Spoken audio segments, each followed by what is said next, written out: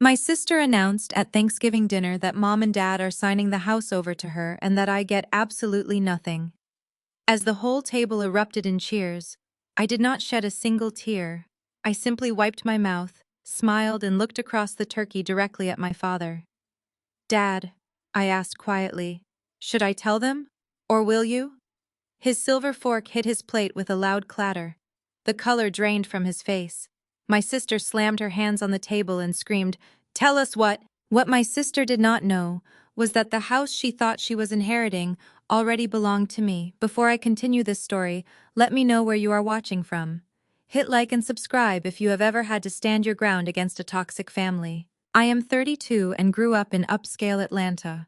In my family, appearances are everything. My father, Marcus, is a church elder, and my mother, Vivian, treats our family image like a full-time job. For as long as I can remember, my younger sister, Chloe, has been the golden child. She got the lavish weddings, brand new cars, and endless praise. I got the leftovers and constant reminders that I was too stubborn and single to fit their perfect picture. This Thanksgiving dinner was supposed to be a celebration.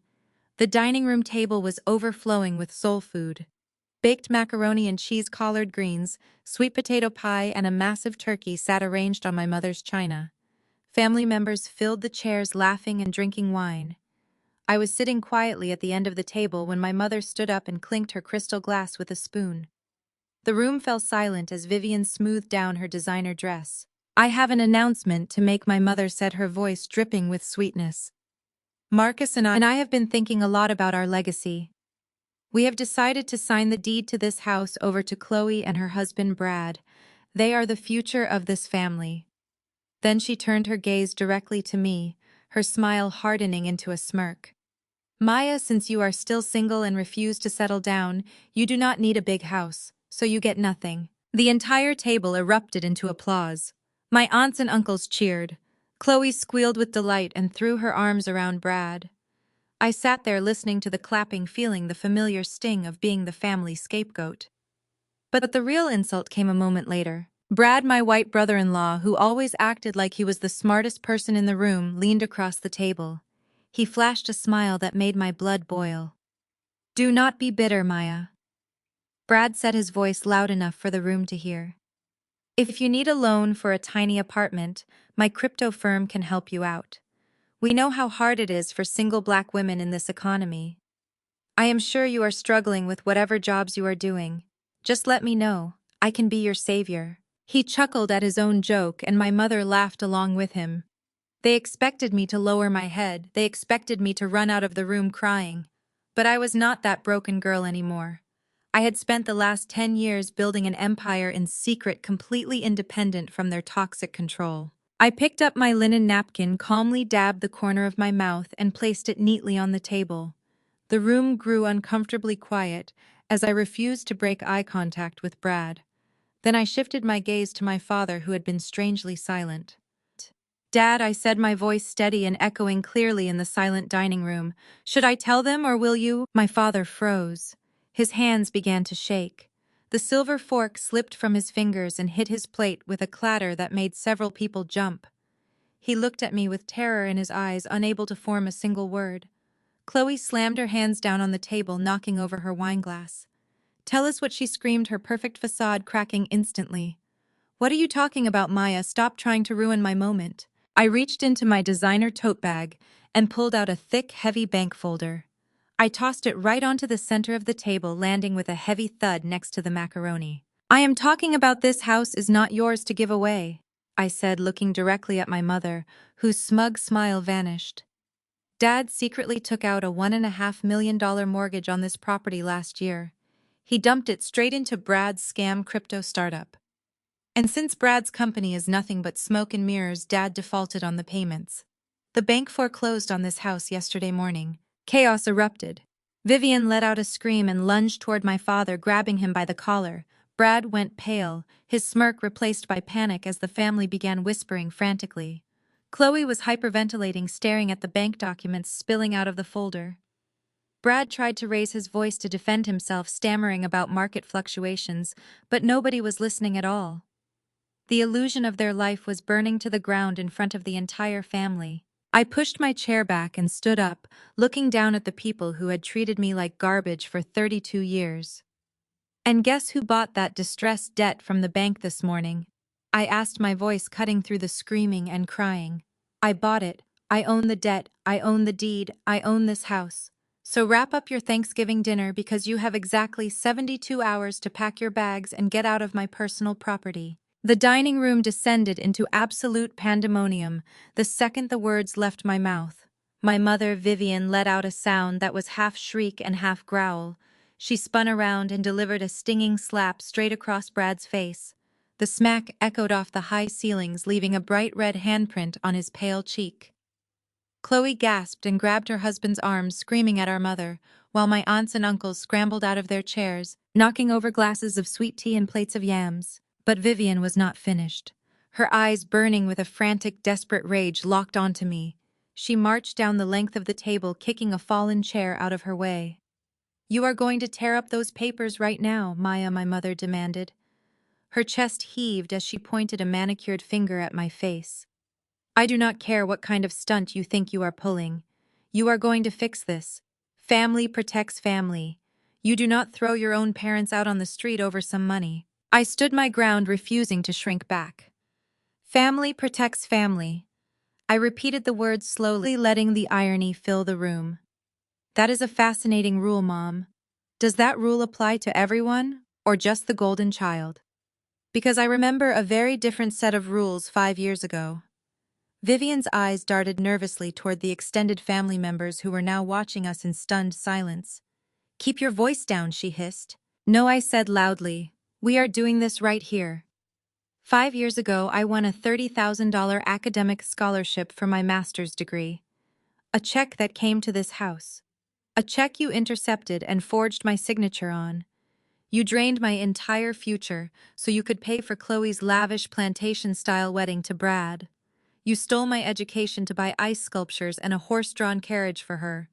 Did family protect family then?" Chloe scoffed from the other side of the table, crossing her arms defensively. "You are still crying about that. You did not even need that degree, Maya. You work in a cubicle. Brad and I have actual investments to manage." Brad rubbed his red cheek and stepped forward. He puffed out his chest, trying to regain his arrogant posture. He adjusted his expensive collar, looking at me with the kind of condescending smirk I had seen on 100 mediocre businessmen. "Listen to me very carefully, Maya," Brad said, using his deepest, most intimidating corporate voice. "You think you did something clever buying up distressed debt, but you are out of your depth. I work in high finance. I know the laws in this state. What you did constitutes predatory lending practices. You acquired this property deed through malicious interference. If you do not transfer that deed back to Marcus by Monday morning, I will drag you into litigation so fast your head will spin. I will drown you in legal fees. I will personally see to it that you are sued for every penny you have." I could not help it. I laughed right in his face. It was a loud, genuine laugh that unsettled him more than any insult could have. "Predatory lending?" I asked, tilting my head. "Brad, you are a failed crypto bro who runs a Ponzi scheme out of a rented co-working space. Do not try to speak Wall Street to me." I picked up the bank folder from the table and flipped it open, pulling out the official acquisition documents. "Let me educate you," I said, walking toward him. "I did not engage in predatory lending. I executed a standard distressed asset buyout.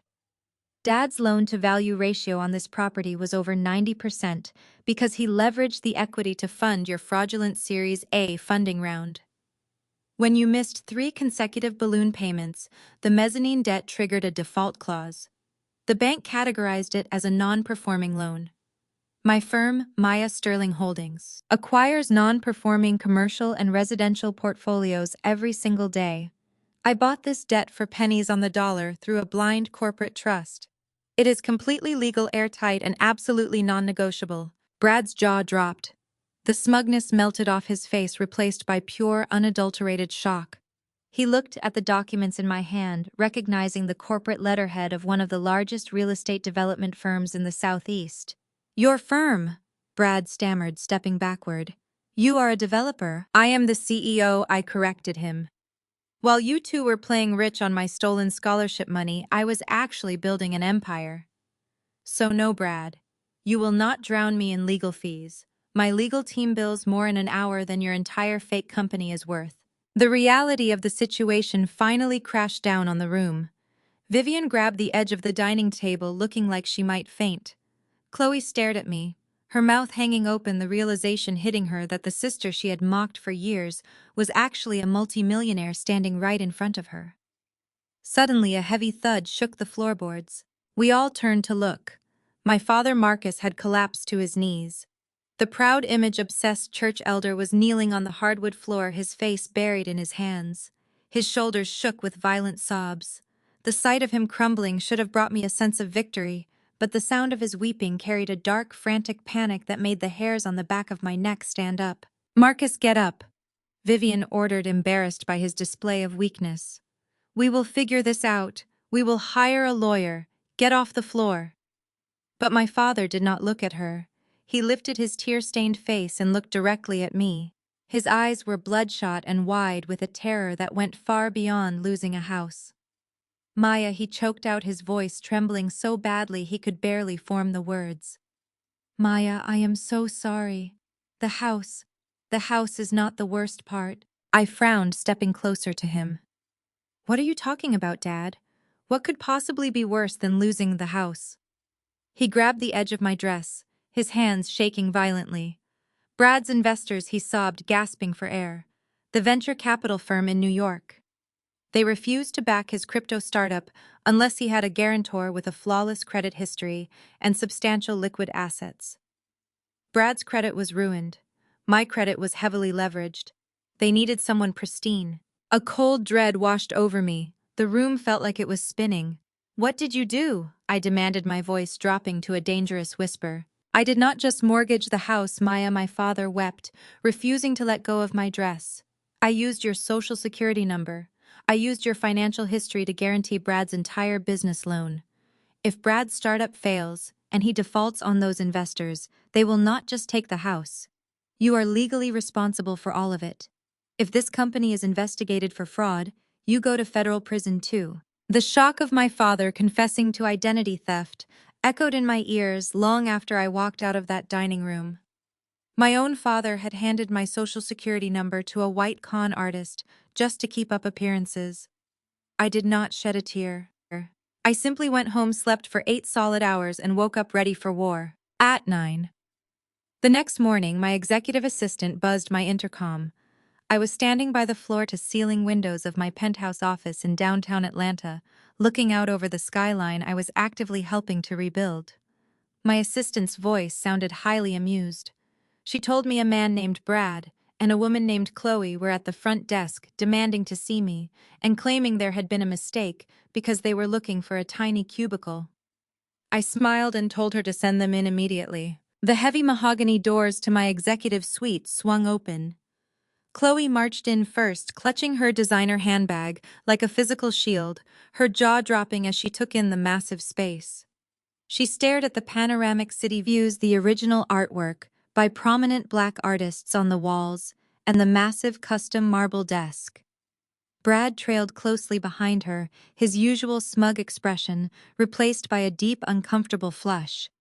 They had spent years mocking my career, assuming I was scraping by as an entry-level clerk or an assistant. Now they were standing in the headquarters of a multi-million-dollar commercial real estate empire.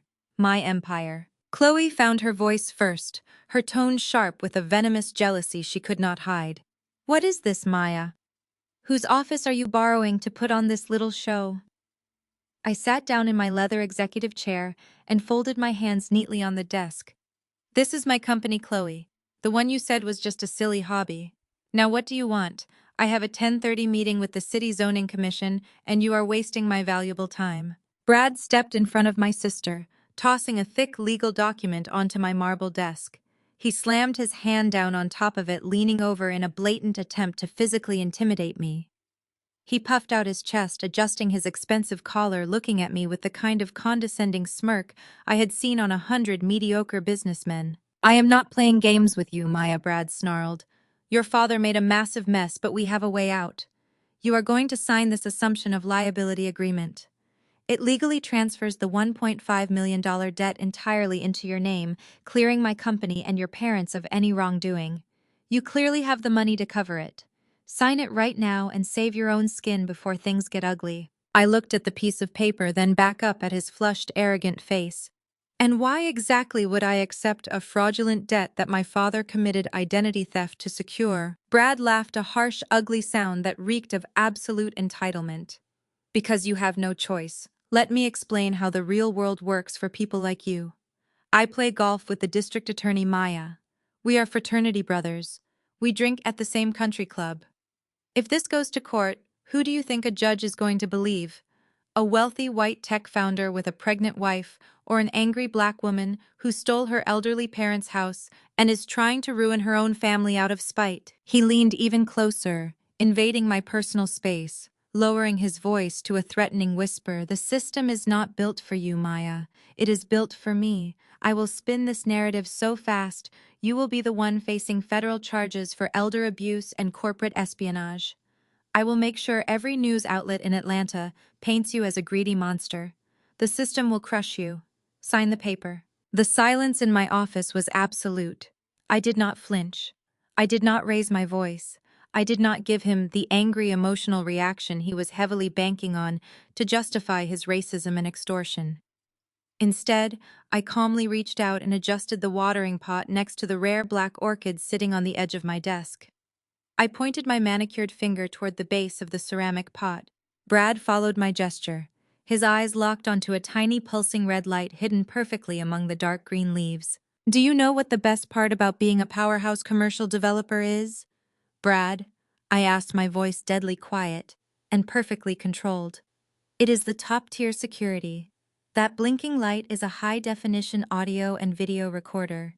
It is not just saving to a hard drive on this desk. It is broadcasting live to my corporate legal team on the floor below us.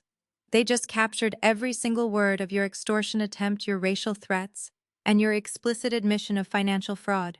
Brad stumbled backward, as if he had been physically struck by a baseball bat.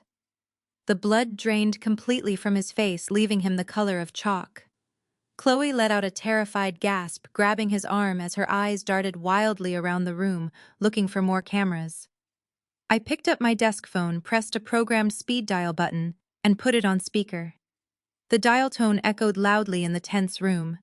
It rang twice before a crisp, professional voice answered. Securities and Exchange Commission, Fraud Division. How can I help you? Yes, I said, maintaining direct, unwavering eye contact with Brad. I would like to submit verified audio evidence of wire fraud, identity theft, and corporate blackmail regarding a local cryptocurrency firm. Before the federal agent could even reply, a loud ringing pierced the air. It was Brad's cell phone vibrating frantically inside his suit jacket. He pulled it out with trembling hands, staring at the screen in pure horror. I could see the caller ID flashing brightly. It was his lead venture capital investor pulling out. Brad stared at his vibrating phone, the color draining entirely from his face as the caller ID confirmed his absolute ruin. His lead venture capital investor was pulling out, tipped off by the very federal agency I was currently speaking to on speakerphone. I calmly gave the SEC agent my corporate email address to send the secure evidence portal link, ended the call, and looked back at my sister and her crumbling husband. I told my security team to escort them off the premises and out of my building. As the guards grabbed Brad by the arms, he was too paralyzed by panic to even fight back. Chloe tripped over her designer heels, trying to keep up with him, throwing one last venomous glare over her shoulder. I simply adjusted my blazer and went back to work. I knew my family would not surrender that easily. They had one final desperate weapon left in their arsenal, and they deployed it exactly 48 hours later. Sunday morning service at our church was not just a religious gathering. It was the social epicenter of our community. For my parents, the sanctuary was their true kingdom. Marcus served as a senior deacon, and Vivian practically ran the women board. Status in those pews meant everything. When I walked through the heavy wooden double doors that morning, wearing a tailored emerald suit, the atmosphere was already suffocating. The ushers in their crisp white gloves refused to meet my eyes. The choir was finishing their opening hymn, but the usual joyful noise felt strained. As I walked down the center aisle to my usual pew, I could feel the hostile stares burning into the back of my neck. Whispers rippled through the congregation like wildfire. They had already been primed. My parents and Chloe were seated in the front row. Brad was conspicuously absent, likely scrambling to find a criminal defense attorney who would take a bankrupt client. When the time came for congregational testimonies, Vivian did not waste a single second. She practically sprinted to the microphone at the front of the altar. She gripped the mic stand with trembling hands, tears streaming down her carefully powdered cheeks. It was an Oscar-worthy performance. "Church family," my mother sobbed, her voice echoing through the massive sanctuary. "I come to you today with a heavy, broken heart. The devil is at work in my own home. My husband and I are being thrown out onto the street this week. We are losing the home where we raised our children, the home where we hosted Bible studies for this very congregation." Gasps erupted from the pews. Several older women shook their heads in dismay. "And the person changing the locks on us," Vivian cried out, pointing a trembling finger directly at me, "is my own flesh and blood. My daughter Maya. She has allowed the love of money to corrupt her heart. She bought the banknote on our house and is evicting her own elderly parents out of pure secular greed. I stand here begging for your prayers because I do not know the monster sitting in that pew anymore." The sanctuary erupted into a chorus of disapproving mutters. Heads turned to glare at me with outright disgust. To evict your own parents was the ultimate sin in our community. I sat perfectly still, keeping my spine straight and my expression entirely unbothered. I let her spin her web. Right on cue. Chloe stood up from the front row. She wiped imaginary tears from her eyes and placed a comforting hand on our mother's shoulder, playing the role of the pious, devoted golden child to absolute perfection. "Please pray for my sister Chloe," sniffled into the microphone, looking out at the congregation with wide, innocent eyes. "Maya has lost her way. She cares more about real estate and corporate power than she does about her own family. We forgive her for being so heartless, but her soul is in grave danger. Please, church, pray for Maya's lost, greedy soul." Amens and shouts of support for Chloe and Vivian rang out across the room. The judgment directed at me was of physical weight. My mother looked down at me from the altar, flashing a microscopic, triumphant smirk through her fake tears. She thought she had won. She thought public shaming would force me to hand over the deed to save my reputation. Then Pastor Williams stepped up to the massive wooden pulpit. He was a towering, deeply respected figure who had led this congregation for 30 years. He raised one hand in the air. The sanctuary instantly fell dead silent. He looked at Vivian, then at Chloe, and finally rested his gaze on me. He did not look angry. He looked profoundly disappointed in the women standing at his altar. "Sister Vivian, Sister Chloe, you can take your seats," Pastor Williams said, his deep voice rolling over the congregation. Vivian hesitated, sensing a shift in the atmosphere. "But Pastor, we just need the church to know the truth about Maya's greed." "Take your seats," he repeated, his tone, leaving absolutely no room for debate. My mother and sister slowly backed away from the microphone and sat down. Pastor Williams gripped the edges of the pulpit, letting a heavy silence stretch over the room before he spoke. "The truth is a powerful thing," the pastor began, "and deception within these walls is a heavy burden to bear. Sister Vivian just spoke to you about greed. She spoke to you about money corrupting the soul. But she left out a very crucial piece of information about the financial realities of this very church." The congregation leaned forward, completely captivated. "For the past 2 years," Pastor Williams continued, his voice echoing with sorrow, "this church has been secretly facing complete bankruptcy. We fell behind on our expansion loans. The bank issued a final notice last month. We were exactly 5 days away from having the doors of this sanctuary permanently chained shut. I did not tell the congregation because I was ashamed and I was praying for a miracle." People gasped. Several deacons looked at each other in pure shock. My father Marcus stared at the floor, sweating profusely. "But God delivered a miracle this week," the pastor said, his voice rising with newfound strength. An anonymous corporate donor stepped forward. This donor did not just pay off our $5 million debt in full. This donor also purchased the vacant 3-acre lot adjacent to our building and deeded it entirely to the church so we can finally build the youth community center we have been dreaming of for a decade. The church erupted into cheers, praises, and joyful shouting. People were crying, raising their hands in gratitude. Pastor Williams raised his hand again, and the room quieted down, waiting for him to finish. "This donor asked to remain completely anonymous," the pastor said, looking directly down at my mother. "But after hearing the false, slanderous accusations thrown from this very altar today, I cannot in good conscience stay silent while a good woman is dragged through the mud by her own family." Vivian's face went completely slack. Chloe gripped the edge of the pew, her knuckles turning white. Pastor Williams extended his arm, pointing his index finger straight through the crowd, pointing directly at me. "That Savior," the pastor declared, his voice ringing with absolute authority. "The woman who saved this entire church from ruin, the woman you just condemned as greedy and heartless, is Sister Maya." A collective deafening gasp sucked the air right out of the sanctuary. Hundreds of heads snapped toward me in pure shock. Vivian stood up, her mouth opening and closing silently as her brain failed to process the magnitude of her public defeat. Her eyes rolled back into her head, and she collapsed, completely fainting dead away onto the church floor. I stepped right over my unconscious mother as she lay motionless on the church carpet. I did not offer a hand to help her up. I did not call for the church nurses to bring smelling salts. I simply smoothed the lapels of my emerald blazer, gave a respectful nod to Pastor Williams at the pulpit, and walked out through the heavy oak doors of the sanctuary. The congregation parted for me like the Red Sea. They finally knew the truth, and my family was left to wallow in the ashes of their ruined reputation. But my work was not finished yet. The 72-hour eviction clock was ticking down to its final seconds, and I had a very strict schedule to keep. Wednesday morning arrived with the crisp, unforgiving chill of an Atlanta autumn. Exactly 72 hours had passed since I dropped the foreclosure documents on the Thanksgiving table. I pulled into the circular driveway of my parents' former estate in my chauffeur-driven Maybach. Following closely behind my vehicle was a convoy of professional movers in 3 sleek black trucks ready to clear the premises. I stepped out of the car, holding a leather folder containing the certified eviction documents signed directly by a county judge.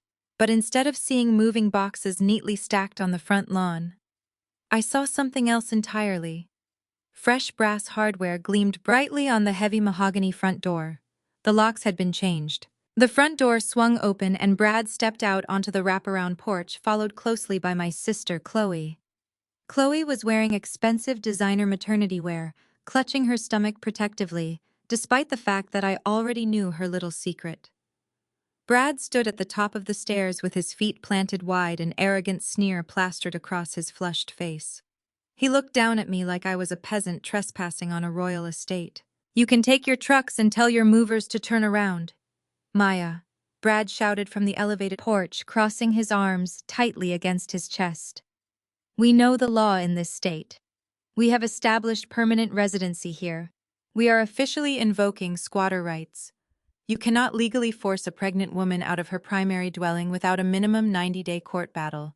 We are not going anywhere." I stood on the driveway and looked up at him, genuinely amazed by his sheer audacity. "You are attempting to squat in a foreclosed multi-million-dollar property?" I asked, my voice completely devoid of any emotion. "You think you can steal my parents' house, ruin my credit, run a fraudulent crypto scheme, and then use squatter rights to live rent-free in a house that I legally purchased?" Brad pulled his smartphone out of his pocket, waving it in the air like a lethal weapon. He leaned over the porch railing, his eyes narrowing with a vicious, calculated malice. "You think your money makes you untouchable. You are nothing but a diversity quota who got lucky. When the police get here, they will not see a CEO. They will see an angry, threatening intruder harassing a respectable family." Chloe stood behind him, nodding vigorously. "Yes, Maya. Just leave. You have ruined enough of our lives. Brad is right, the cops will not care about your fancy paperwork when I tell them you threatened my unborn child." "I am dialing 911 right now," Brad threatened, weaponizing his white privilege with practiced ease. "And I am going to tell the police dispatcher that an aggressive, hostile black woman is trespassing on our private property. I am going to tell them you are violently threatening my pregnant wife and attempting a forceful break-in." He smirked, knowing exactly what kind of deadly force that specific phrasing could bring down on a black person in a southern suburb. He wanted the police to arrive with their guns drawn. He wanted me terrified, humiliated, and arrested on my own property. He hit the call button on his screen and immediately shifted his voice into a frantic manufactured panic. "Help us, please," Brad yelled into the phone, pretending to sound terrified. "There is an angry woman here trying to smash our windows. She brought a gang of men with her. My wife is pregnant and we fear for our lives. Send officers immediately. Please hurry." He hung up the phone and smiled down at me triumphantly. Chloe stroked her fake baby bump and gave me a wicked, satisfied grin. They expected me to panic. They expected me to yell, to scream, to give them exactly the kind of angry reaction the police would use to justify putting me in handcuffs. I did not flinch. I simply turned to my lead mover, a burly man who looked concerned, and calmly instructed him and his crew to stand back by the trucks and wait. Within 5 minutes, the piercing wail of police sirens echoed through the upscale neighborhood. 3 patrol cars screeched to a halt on the manicured lawn, their blue and red lights flashing wildly against the brick exterior of the house. Officers jumped out of their vehicles instantly, their hands resting cautiously on their holsters as they assessed the scene. Brad bounded down the porch steps, pointing frantically in my direction. "Arrest her," Brad demanded, playing the victim perfectly.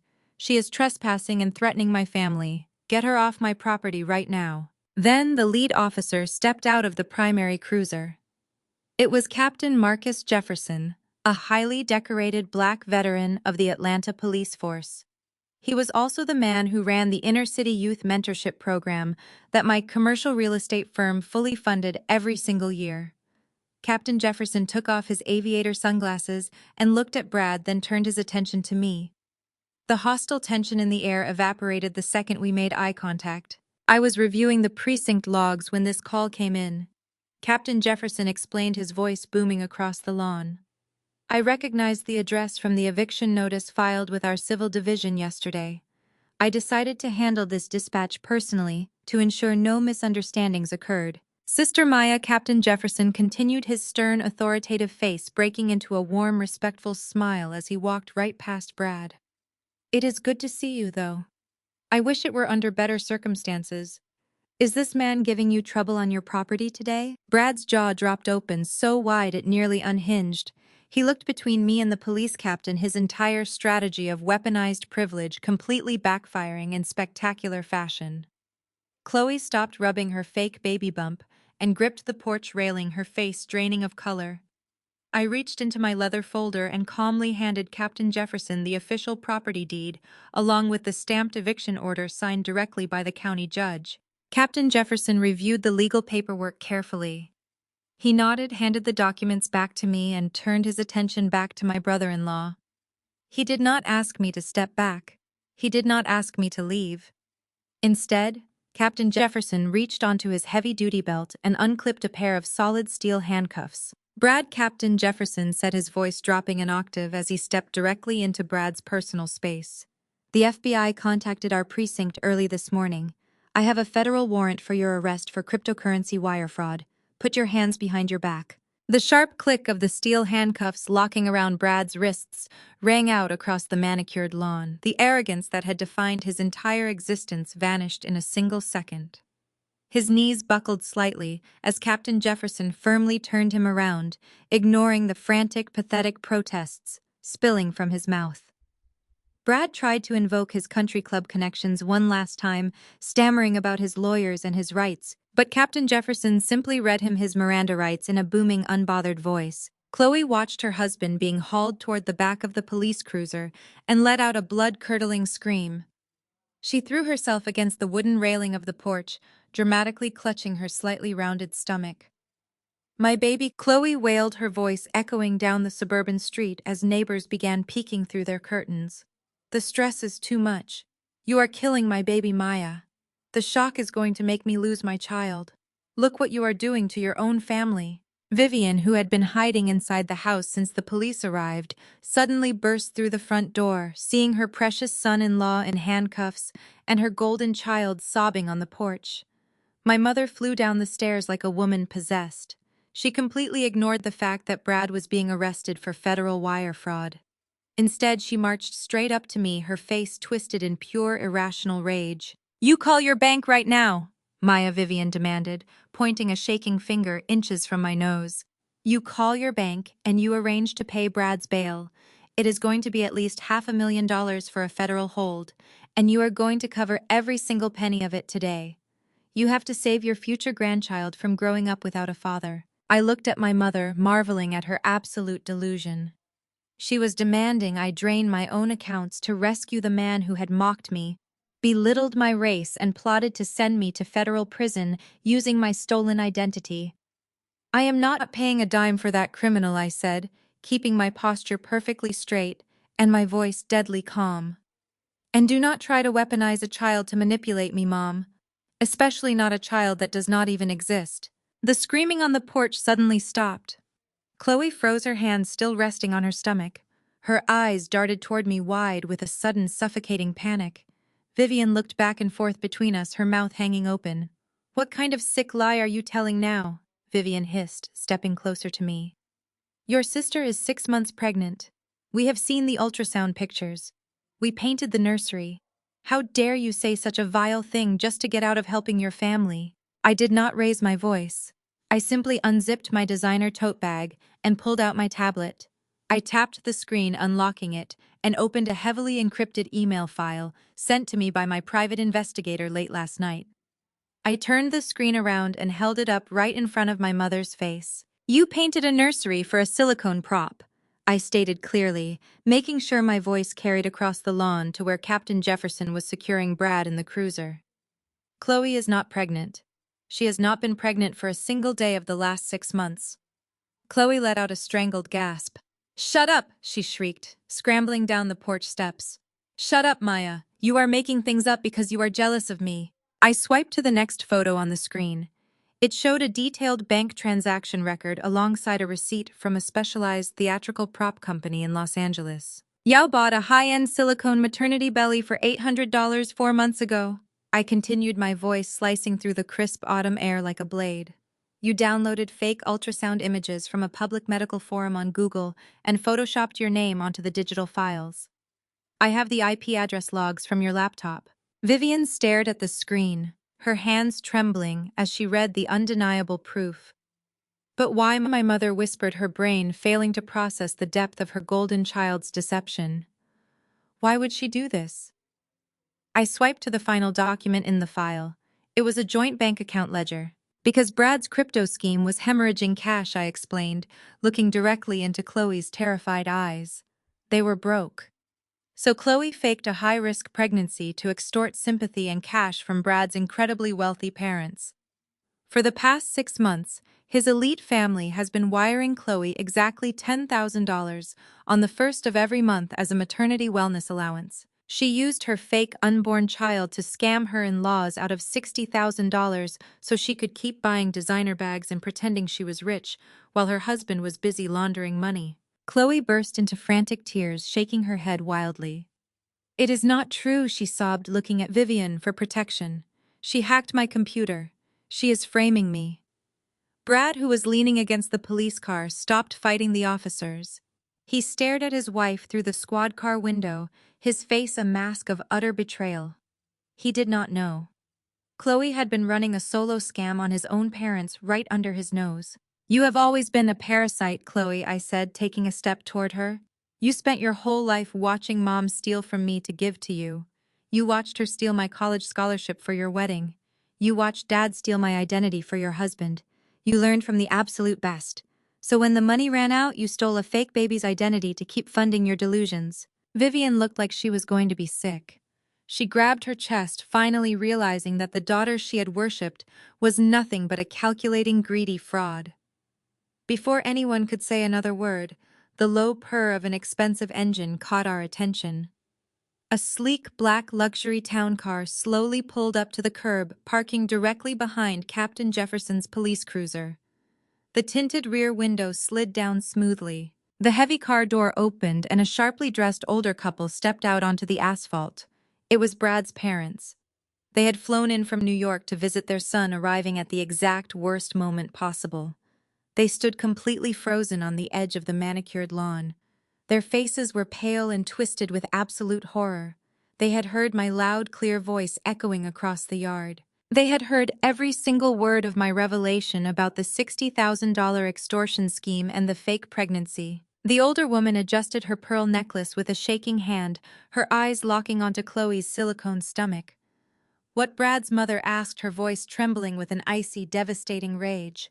What did you just say about our grandchild? Eleanor, Brad's mother, marched across the damp grass of my parents' front lawn with the lethal precision of a woman who had spent decades destroying people in country club boardrooms. Her eyes never left the rounded curve of Chloe's sweater. Her husband, Richard Sr., followed right behind her, his face a mask of furious disbelief. Chloe took a trembling step backward, her hands dropping away from her fake stomach. Eleanor, she stammered, her voice shaking violently. Eleanor, it is a misunderstanding. Maya is lying. She is trying to ruin my life because she is jealous. I did not argue. I simply turned my tablet around and handed it directly to Eleanor. The wealthy matriarch snatched the device from my hands. She scrolled through the receipt for the theatrical silicone belly, the falsified ultrasound, downloads, and the bank transfers, routing her own money into Chloe's personal shopping account. Eleanor's manicured hands began to shake, not from sadness, but from a cold, radiating fury. She slowly handed the tablet back to me, then turned her piercing gaze to her son, who was currently pressed against Captain Jefferson's police cruiser in handcuffs. Brad, Eleanor said, her voice dropping to a terrifying whisper. Did you know your wife was extorting $60,000 from us to fund her closet, while your business was being investigated by the federal government? Mom, I swear I did not know. Brad pleaded, tears of genuine panic streaming down his flushed face. She did it on her own. You have to help me. Call our lawyers. Get me out of these handcuffs. Please, I cannot go to federal prison. Richard Sr. stepped up beside his wife, looking at his son with utter repulsion. We will do no such thing, he stated firmly. You brought the FBI to our doorstep, Brad. You married a scam artist who faked a grandchild to steal from your own mother. You are completely cut off. Eleanor turned back to Chloe, extending one demanding hand with her palm facing upward. The keys, Chloe. Give me the keys to the Mercedes-Benz we leased for you as a baby shower gift. You will not be driving a vehicle paid for by our family ever again. Chloe burst into fresh, hysterical tears. She fumbled blindly in her designer purse, her hands shaking so badly she dropped her lipstick and wallet onto the driveway before finally producing the silver key fob. Eleanor snatched the keys out of her hand, turned on her heel, and walked straight back to the black town car with her husband.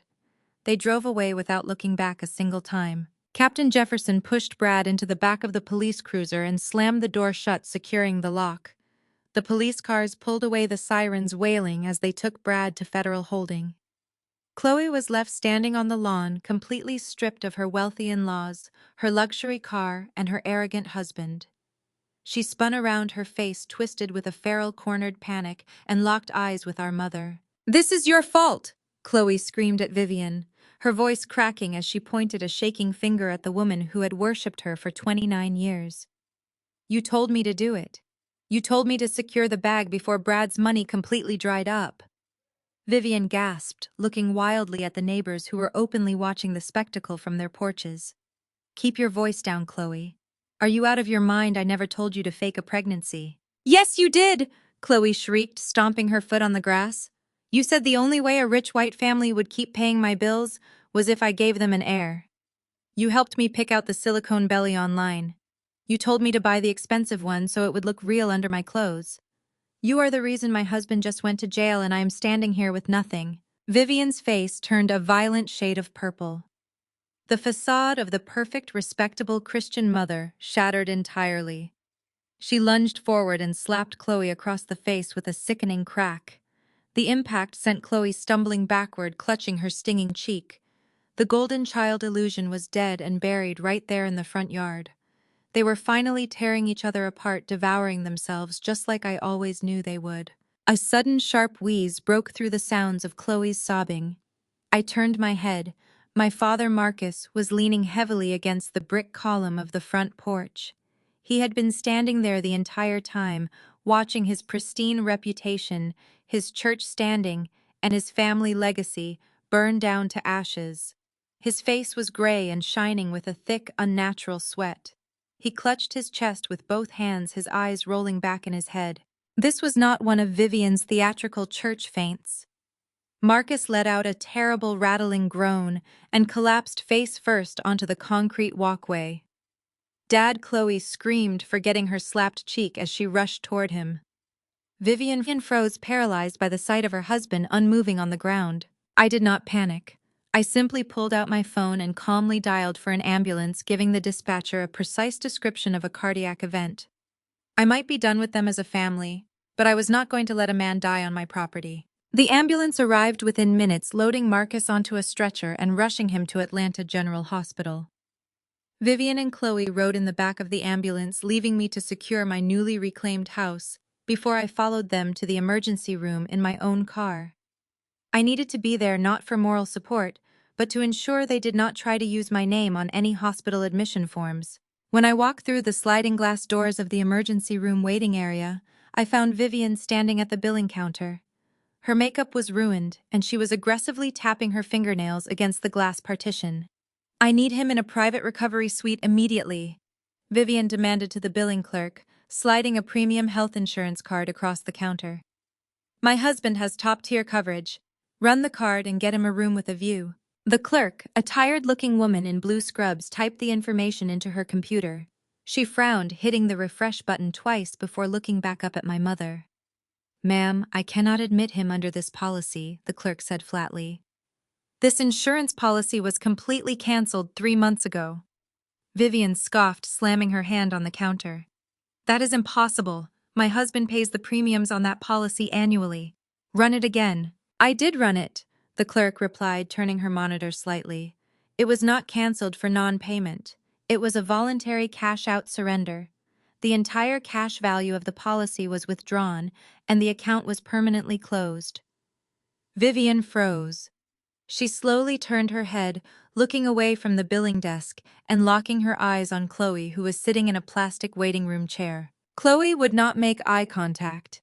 She stared firmly at the linoleum floor, her hands trembling in her lap. The $60,000 from Brad's parents had not been enough to fuel her luxury shopping addiction. Chloe had secretly cashed out our father's premium life and health insurance policy just to buy her designer bags. The sterile fluorescent lights of the emergency room waiting area buzzed loudly as the billing clerk's words settled over us. Vivian stared at Chloe. Chloe shrank back into the cheap plastic chair, pulling her expensive leather coat tightly around her shoulders. The silence was thick and suffocating. My mother had just realized her golden child had drained my father's life-saving premium health insurance policy to fund a fake luxury lifestyle. Vivian opened her mouth to scream at her favorite daughter, but the heavy double doors of the trauma bay swung open before she could utter a single syllable. A cardiac surgeon stepped out, his face grim and exhausted. He stripped off his surgical gloves and looked directly at Vivian. He explained that Marcus had suffered a massive myocardial infarction. Several of his main arteries were completely blocked. He needed an emergency quadruple bypass surgery immediately to survive the night. But there was a catch. The hospital administrator stepped up right behind the surgeon, holding a clipboard. Because Marcus no longer had any health insurance coverage, the hospital required a massive upfront deposit for uninsured catastrophic surgical care. The administrator stated they needed $150,000 wired to their accounts before they could proceed with the high-risk operation. Vivian staggered backward, clutching her chest as if she were having a heart attack herself. She looked at Chloe, who immediately burst into loud, obnoxious tears, crying about how she had no money, and her husband was currently sitting in a federal holding cell. Vivian realized the golden child was completely useless. So exactly as I predicted, my mother turned her frantic, demanding eyes toward the daughter she had just spent her entire morning trying to humiliate. Maya, Vivian commanded, her tone entirely devoid of shame or humility. You are going to pay this bill right now. Pull out your corporate credit card or call your bank. You have millions of dollars sitting in those accounts of yours. Your father is dying in that room, and it is your duty as a daughter to save his life. I carried you for 9 months. You owe us this. I crossed my arms and stared at the woman who had stood at a church altar just hours ago and begged a congregation to pray for my greedy soul. The sheer audacity of her demand was almost impressive. You want me to pay a $150,000 hospital bill? I asked, my voice smooth and dangerously calm. Chloe steals Dad's insurance money to buy Italian leather handbags and fund a fake pregnancy, yet I am the one expected to write the check. You want to talk about my duty as a daughter? What about your duty as a parent to protect me, instead of letting him use my identity to commit federal wire fraud? Vivian stomped her foot on the linoleum floor, causing a few nurses to turn and glare. We do not have time to argue about the past, Maya. You are rich. This is pocket change to you. If you let your father die over a petty grudge, God will punish you. Family protects family. I am not family, I reminded her sharply. You made that perfectly clear when you tried to evict me from my own property and cheered when Brad threatened to send me to prison. I am a businesswoman. And as a businesswoman, I do not give charity to people who try to destroy my life. But I do make deals. Vivian narrowed her eyes, her desperation fighting against her massive ego. What kind of deal? I reached into my designer briefcase and pulled out a crisp legal document. I had my corporate attorney draft it the second I left the church, anticipating that I would need leverage to clear my name from Brad's messy crypto collapse. I will wire the hospital the $150,000 directly, I offered, holding the document up in the harsh light. I will pay for the surgery. But I will only do it on one condition. Dad must sign this legally binding sworn affidavit. It is a full confession stating that he stole my social security number and forged my signature to guarantee Brad's fraudulent loans. This document completely absolves me of any involvement in the federal wire fraud charges. He signs it, and he gets the surgery. You are a monster! Vivian screamed, her voice echoing down the hospital corridor. You are extorting a dying man on his deathbed. You are trying to send your own father to jail. I am buying my freedom from a crime I did not commit. I shot back instantly. Now you have exactly 2 minutes to decide before I turn around, walk out those sliding doors, and leave you both to figure out how to pay for a bypass surgery with Chloe's fake silicone baby bump. Vivian glared at me with pure, unfiltered hatred, but she knew she had absolutely no leverage left. She snatched the document from my hand and marched toward the intensive care unit. I followed closely behind her, flanked by the hospital administrator. We entered the sterile beeping room. Marcus looked small and frail, lying in the hospital bed. Tubes and wires extended from his arms and chest. The monitors beeped in a frantic, irregular rhythm. His eyes widened in terror as we walked in. He knew he was standing on the very edge of death. Vivian shoved the affidavit and a pen into his trembling hands. Marcus, sign it, she barked. Maya refuses to pay for your surgery unless you sign a confession taking the fall for the identity theft. Sign the paper so they can take you into the operating room. Marcus looked at the document, then looked up at me. His chest heaved as he struggled to pull air into his failing lungs. He was terrified. The pride that had fueled his entire life had vanished, replaced by the primal, desperate urge to survive. He did not argue. He did not try to negotiate. His shaking hand gripped the hospital pen, and he scribbled his signature across the bottom line, legally finalizing his confession. I nodded to the hospital administrator, authorizing the wire transfer from my corporate account. The administrator immediately stepped out to alert the surgical team to prep the operating room. I reached out to take the signed affidavit from my father's hands, satisfied that my name was finally cleared from Brad's catastrophic financial ruin. But as my fingers brushed the paper, Marcus held on tightly. He refused to let go of the document. He looked up at me, tears spilling over his eyelashes and tracking down his gray, sweat-slicked cheeks. His grip on the paper was remarkably strong for a man actively having a heart attack. Maya, Marcus gasped, his voice a weak, rattling wheeze. I signed it to get the surgery. I am taking the blame so you do not go to prison. But I need you to know the truth before I go under that knife. I froze, my hand still resting on the document. What truth? I did not steal your identity. Maya, Marcus confessed, his breathing growing more erratic as the monitors beeped faster. I did not even know your social security number. I am an old man. I do not know how to bypass the digital security questions on those banking websites to secure a corporate loan. I did not do it. My blood ran completely cold. The room felt like a vacuum. If you did not do it, then who did? Marcus turned his head slowly on the thin hospital pillow. He looked directly at Vivian, who was standing frozen at the foot of the bed. "Your mother did it," Marcus wheezed, dropping the final devastating truth bomb into the center of the room. "Vivian stole your identity. Vivian forged your signature. She did it all to make sure Brad got his money so Chloe could stay rich." The beeping of the heart monitor seemed to fade into a dull, distant hum.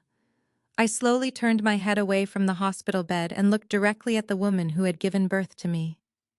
Vivian stood completely paralyzed at the foot of the mattress, the sterile hospital lights casting harsh, unforgiving shadows across her face. The pristine Holy Church Mother facade had completely melted away, leaving only the cold, calculating reality of the stranger hiding underneath. All of a sudden, 32 years of my life flashed before my eyes in terrifying clarity. Every single time she called me ugly. Every time she said I was too dark, too stubborn, too independent for my own good. Every time she paraded Chloe around the neighborhood as her beautiful, perfect reflection, while actively hiding me in the background, like a shameful, unlovable secret. It was not just typical toxic parenting, it was a brilliant, malicious cover. A carefully constructed psychological distraction designed to break my spirit. She needed me to feel completely worthless, so I would never look closely enough to see what she was actually doing behind my back. She was criminally jealous of me. She hated that I built a life that did not require her permission or her validation. She hated that my credit was immaculate, while she was secretly drowning in debt, trying to keep up appearances for the congregation and her wealthy country club friends. So she simply reached into my life and stole the one thing she could not build herself. I stepped away from Marcus, ignoring his shallow, rattling breaths, and walked slowly toward my mother. I expected her to deny it. I expected her to fall to her knees to cry those fake, heavy tears she used so effectively at the altar just hours ago to garner sympathy from the pastor. But Vivian did not cry. The panic on her face vanished, replaced by a dark, defiant arrogance that genuinely chilled my blood. She straightened her posture, crossed her arms tightly over her chest, and lifted her chin in that familiar condescending way she always used to make me feel small. "You are looking at me like I committed a murder," Vivian scoffed, her voice dripping with absolute venom. "I gave you life, Maya. I carried you for 9 months. I put clothes on your back and food in your stomach when your father could barely keep the lights on in that old house. You owed me that credit score." I stood perfectly still, letting her dig her own grave with her own words. "You think because you went out and made a little bit of money that you are suddenly better than the woman who raised you," Vivian sneered, taking an aggressive step toward me. "You are nothing without the foundation I built for this family. I used your social security number because it was my right as your mother to protect our legacy. I needed to help Brad secure that venture capital funding so Chloe could maintain the lifestyle she deserves. You have no husband. You have no children. You are a cold, empty woman. What did you need that perfect credit for anyway? You were just hoarding resources while your own flesh and blood struggled to survive. I did not steal anything. I took what was rightfully owed to me for putting up with you." She stood there breathless, proud of her own twisted logic, fully expecting me to engage in a screaming match. She desperately wanted the drama. She wanted the loud, stereotypical argument right there in the intensive care unit, so she could play the victim of an ungrateful, aggressive child. She wanted the nurses to rush in and see me yelling at her so she could maintain her fragile martyr status. I did not give her a single word of argument. I did not yell. I did not cry. The woman standing in front of me was not a mother. She was a liability. I simply looked down at the sworn, signed confession resting in my hand. I pulled my smartphone out of my tailored blazer pocket. I opened my camera application and snapped a high-resolution photograph of the document, making absolutely sure my father's trembling signature and the clear admission of Vivian's identity theft were perfectly legible on the screen. I opened my messaging application, attached the photograph, and typed a quick, precise message to my corporate attorney. "Forward this directly to the federal agents handling Brad's wire fraud case. Vivian is the primary architect of the identity theft. Initiate full prosecution protocols immediately." I hit send. A tiny swoosh sound confirmed the message was delivered, sealing her fate forever. "What did you just do?" Vivian demanded, taking a step forward as she noticed the cold, unbothered finality in my eyes. Before I could even answer, her heavy, deliberate footsteps echoed loudly in the tiled hallway outside the intensive care unit. Through the large glass windows of the room, I watched as two large hospital security guards and a fully uniformed Atlanta police officer approached the main nurses' station. I could clearly hear the police officer asking the charge nurse for Vivian's exact location, stating he was assisting federal authorities with an immediate arrest warrant. Vivian turned her head and saw the heavy-duty police radio and the silver handcuffs resting on the officer's belt. Genuine, suffocating terror finally broke through her arrogant exterior. She gasped, dropping her heavy designer purse onto a nearby waiting chair as she took a panicked step toward the doorway to intercept them and attempt one last desperate lie. But she completely forgot about the other snake in the room. Chloe had been standing silently in this corner, watching her mother face imminent arrest. Chloe knew Vivian's purse contained the very last $10,000 in emergency cash. The family possessed the money Vivian had withdrawn right before the bank accounts were frozen. While Vivian was distracted by the approaching police officer fighting for her own survival, Chloe quietly stepped up to the chair. Without a single ounce of hesitation or loyalty, the golden child snatched the heavy designer bag, turned on her heel, and slipped out the back emergency exit stairwell, leaving our mother completely alone to face the absolute ruin of her life. The consequences of my mother's actions hit her before she even made it out of the intensive care unit waiting area. The police placed Vivian in handcuffs right there in the hospital corridor. She was officially charged with identity theft and federal wire fraud conspiracy. Without his premium insurance and with Vivian's bank accounts entirely frozen by the government, Marcus was immediately transferred to a crowded, underfunded charity ward to recover from his bypass surgery. The empire they had built on lies, arrogance, and my stolen credit was completely dismantled in a single afternoon. To satisfy the remaining massive debts, the back taxes, and the mounting legal fees, the county seized every single asset inside the foreclosed estate. The luxury vehicles, the vintage jewelry, and the pretentious art pieces my mother used to flaunt at her exclusive church gatherings were all boxed up, cataloged, and sent to a public auction house in downtown Atlanta. I attended the auction not to buy anything for myself, but to personally supervise the liquidation of the assets tied to my stolen identity. I stood quietly near the back of the bustling auction hall, wearing a sharp, tailored emerald suit, holding a bidding paddle I had no real intention of using. The large room was packed with wealthy collectors, aggressive estate liquidators, and curious onlookers hunting for a bargain. Then the heavy double doors of the auction house swung open. Chloe strolled in as if she were walking down a fashion runway in Milan. She wore an oversized designer coat, huge dark sunglasses, and the same arrogant expression she had carried her entire life. She had completely abandoned our mother to rot in a holding cell and left our father in a public charity ward. Yet here she was parading into a high-end auction without a single care in the world. She spotted me standing in the back of the room. Chloe did not look ashamed. She pulled down her sunglasses, glared at me with pure, unfiltered venom, and marched right to the front row. She tightly gripped a thick leather envelope against her chest. I knew exactly what was inside that envelope. It was the $10,000 in emergency cash she had stolen from Vivian's purse at the hospital. Chloe actually believed she could use stolen money to buy back pieces of her fake lavish lifestyle right in front of my face. The auctioneer stepped up to the podium and began the proceedings. Various household items went to the highest bidders. A vintage dining set, a crystal chandelier, the imported rugs my mother loved so much. Chloe sat with her arms crossed, looking bored, waiting for something specific. Then the auctioneer brought out a velvet display case. Inside sat a pristine diamond-encrusted Rolex watch. It was the exact watch Brad had bought to celebrate the launch of his fraudulent crypto startup. It was a symbol of his white privilege and his fake success. The starting bid was announced at $3,000. Chloe immediately shot her paddle into the air. $4,000, a collector shouted from the back row. Chloe raised her paddle again. $5,000. I watched her grip the leather envelope even tighter.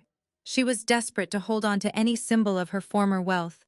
She wanted to walk out of this room wearing that specific watch to prove to me and to everyone else that she was not entirely broken. I signaled my executive assistant standing next to me. My assistant raised her paddle high in the air, $6,000. Chloe snapped her head around her eyes, burning with rage when she realized I was the one driving up the price through a proxy. She shot her paddle up violently. 7,000. My assistant raised hers immediately. 8,000. The crowd grew quiet, watching the intense bidding war unfold. Chloe was breathing heavily, her fake confidence cracking under the immense pressure. 9,000. Chloe shouted, her voice shrill and desperate, echoing off the high ceilings. My assistant looked at me for instruction. I gave a very subtle, calculated nod. 9,500, my assistant called out smoothly. Chloe gripped the edge of her seat. She glared at me, her face flushed with absolute fury. Let the family scapegoat win. She was going to prove she still had power and money.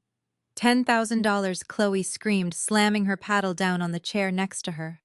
$10,000 cash right now. I lowered my hand.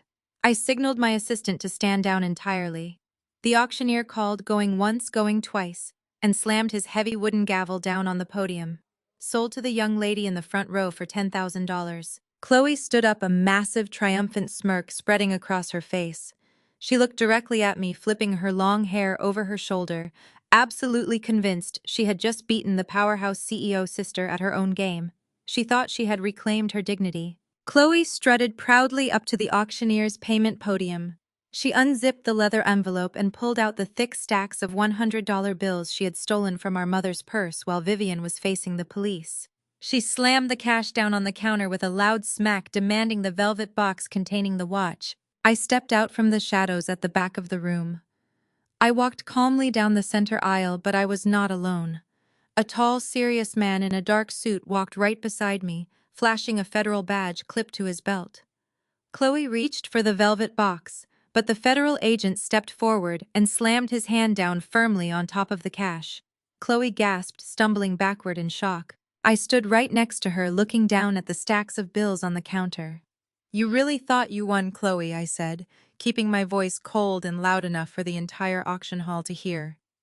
That cash was withdrawn directly from Brad's frozen crypto accounts before the feds locked them down. The bank recorded every single serial number.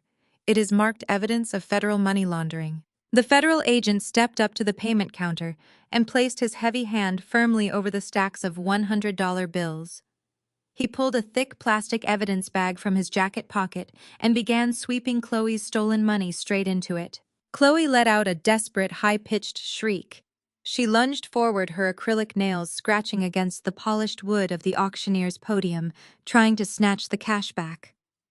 The agent smoothly sidestepped her frantic grab. He held up his federal badge, warning her in a booming voice that any further movement would result in an immediate charge of interfering with an active federal investigation. The entire auction house erupted into frantic whispers. The room was packed with Atlanta's elite. Socialites, real estate moguls, and prominent church members who had once attended Vivian's lavish dinner parties were now watching the golden child get publicly dismantled. Chloe spun around, her eyes darting across the sea of faces, looking for a sympathetic friend or a wealthy ally to bail her out. But the people who used to drink her champagne and compliment her designer clothes were now actively turning their backs. Nobody wanted to be associated with federal money laundering. Chloe realized the absolute horror of her reality. She had no husband to call, she had no mother to run to. Her father was lying in a charity ward. Her wealthy in-laws had stripped her of her luxury vehicle. She did not even have enough money left in her pocket to pay for a rideshare back to whatever cheap motel she had been hiding in. She was completely and utterly destitute. The auctioneer cleared his throat, breaking the heavy tension in the room. He announced that the previous bid was invalidated due to fraudulent funds and reopened the floor for the diamond-encrusted Rolex watch. I did not even look at Chloe. I simply nodded to my executive assistant. She raised her paddle high in the air and bid the base price of $3,000. Not a single person in that room dared to raise their paddle against me. The auctioneer slammed his heavy wooden gavel down, declaring the watch sold to my holding company. And I did not stop there. For the next 2 hours, I sat in the front row and systematically bought back every single piece of my parents' ruined empire. When Vivian's beloved imported Persian rugs came up, my assistant bought them for a fraction of their retail value. When the keys to Marcus's prized vintage sports car were presented, I secured them for pennies on the dollar. I bought the crystal chandeliers, the grand piano my mother never learned to play, the antique dining set, where they had tried to strip me of my inheritance, and the expensive art pieces my parents used to flaunt to their judgmental church friends. I legally purchased my family's entire fake legacy with the legitimate wealth I had built from the ground up. I did not buy these items because I wanted them in my home. I bought them because I wanted the absolute power of knowing I owned the very things they valued more than their own daughter. By the time the auction concluded, the grand hall began to empty. The wealthy attendees filed out quickly, gossiping about the spectacular downfall of the once prominent family. I stood up, buttoned my emerald blazer, and signaled my security team that it was time to leave. Before I could take 3 steps down the center aisle, Chloe blocked my path. The arrogant, boastful woman who had mocked my career and stolen my scholarship money was completely gone. Her designer coat was wrinkled. Her hair was a messy, tangled bird's nest. Her expensive mascara was running down her cheeks in thick, dark streaks. Chloe did not yell. She did not hurl insults. Her knees gave out and she collapsed onto the hard, polished floor right in front of my expensive heels. "Maya, please," Chloe sobbed, grabbing the hem of my tailored trousers. Her voice was broken, scraping the very bottom of her throat. "I have absolutely nothing left. I do not have a place to sleep tonight. I have not eaten since yesterday. You bought everything. You won. Please, you have to help me. We are blood. We are sisters." I looked down at the top of her head. I remembered the exact way she had smiled when my mother told me I was getting nothing. I remembered her laughing when Brad threatened to send me to federal prison. I remembered her parading around with the fake silicone stomach just to extort money from people she thought were better than us. "I will do anything," Chloe begged, her tears staining the leather of my shoes. "Let me work for you. I will clean your corporate offices. I will be your maid. I will fetch your coffee and answer your phones. Just give me a job. Give me a place to stay. You cannot just leave your own sister on the street to starve." I did not kick her away. I did not raise my voice. I simply looked down at her pathetic, trembling form and delivered the cold, hard truth. "You stopped being my sister the day you decided my pain was your entertainment." I said, my voice steady and completely devoid of pity. "You thought your fake proximity to whiteness and wealth made you superior. You built your entire life on lies, theft, and extortion. And in my business, I only invest in assets. I do not hire liabilities." I gently but firmly pulled the hem of my trousers out of her desperate grip. I stepped around her crying form and walked straight toward the heavy glass exit doors of the auction house. I did not look back to see if she was still kneeling on the floor. Her fate was no longer my concern. As I stepped out into the crisp Atlanta afternoon, my private driver opened the door to my Maybach. I slid into the luxurious leather back seat and let out a deep, cleansing breath. The empire was dismantled. The real estate was secured. My name was cleared. But just as the driver put the car into gear, my encrypted business phone vibrated sharply in my pocket. I pulled it out and looked at the glowing screen. It was a secure text message from my lead corporate attorney. The message was marked highly urgent. I opened the text and read the single paragraph. The air in the back of the car suddenly grew incredibly thick. The game was not over. It had just taken a massive, unprecedented turn. The message was a direct update from the federal courthouse. Brad's criminal defense lawyer had just officially reached out to the federal prosecutors. Brad was terrified of serving hard time in a maximum security prison. He was flipping.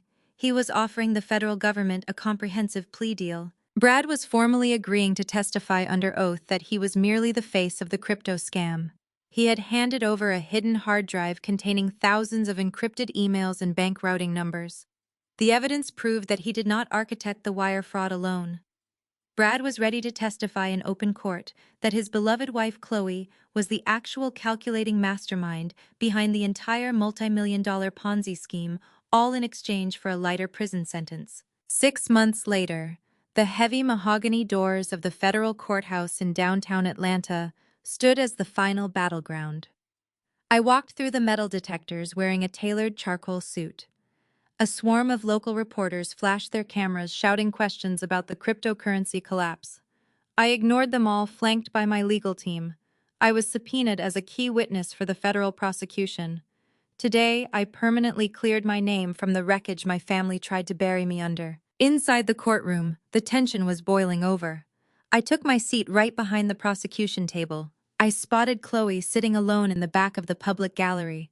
The golden child was unrecognizable. Her luxury wardrobe had been confiscated, leaving her in a cheap beige dress.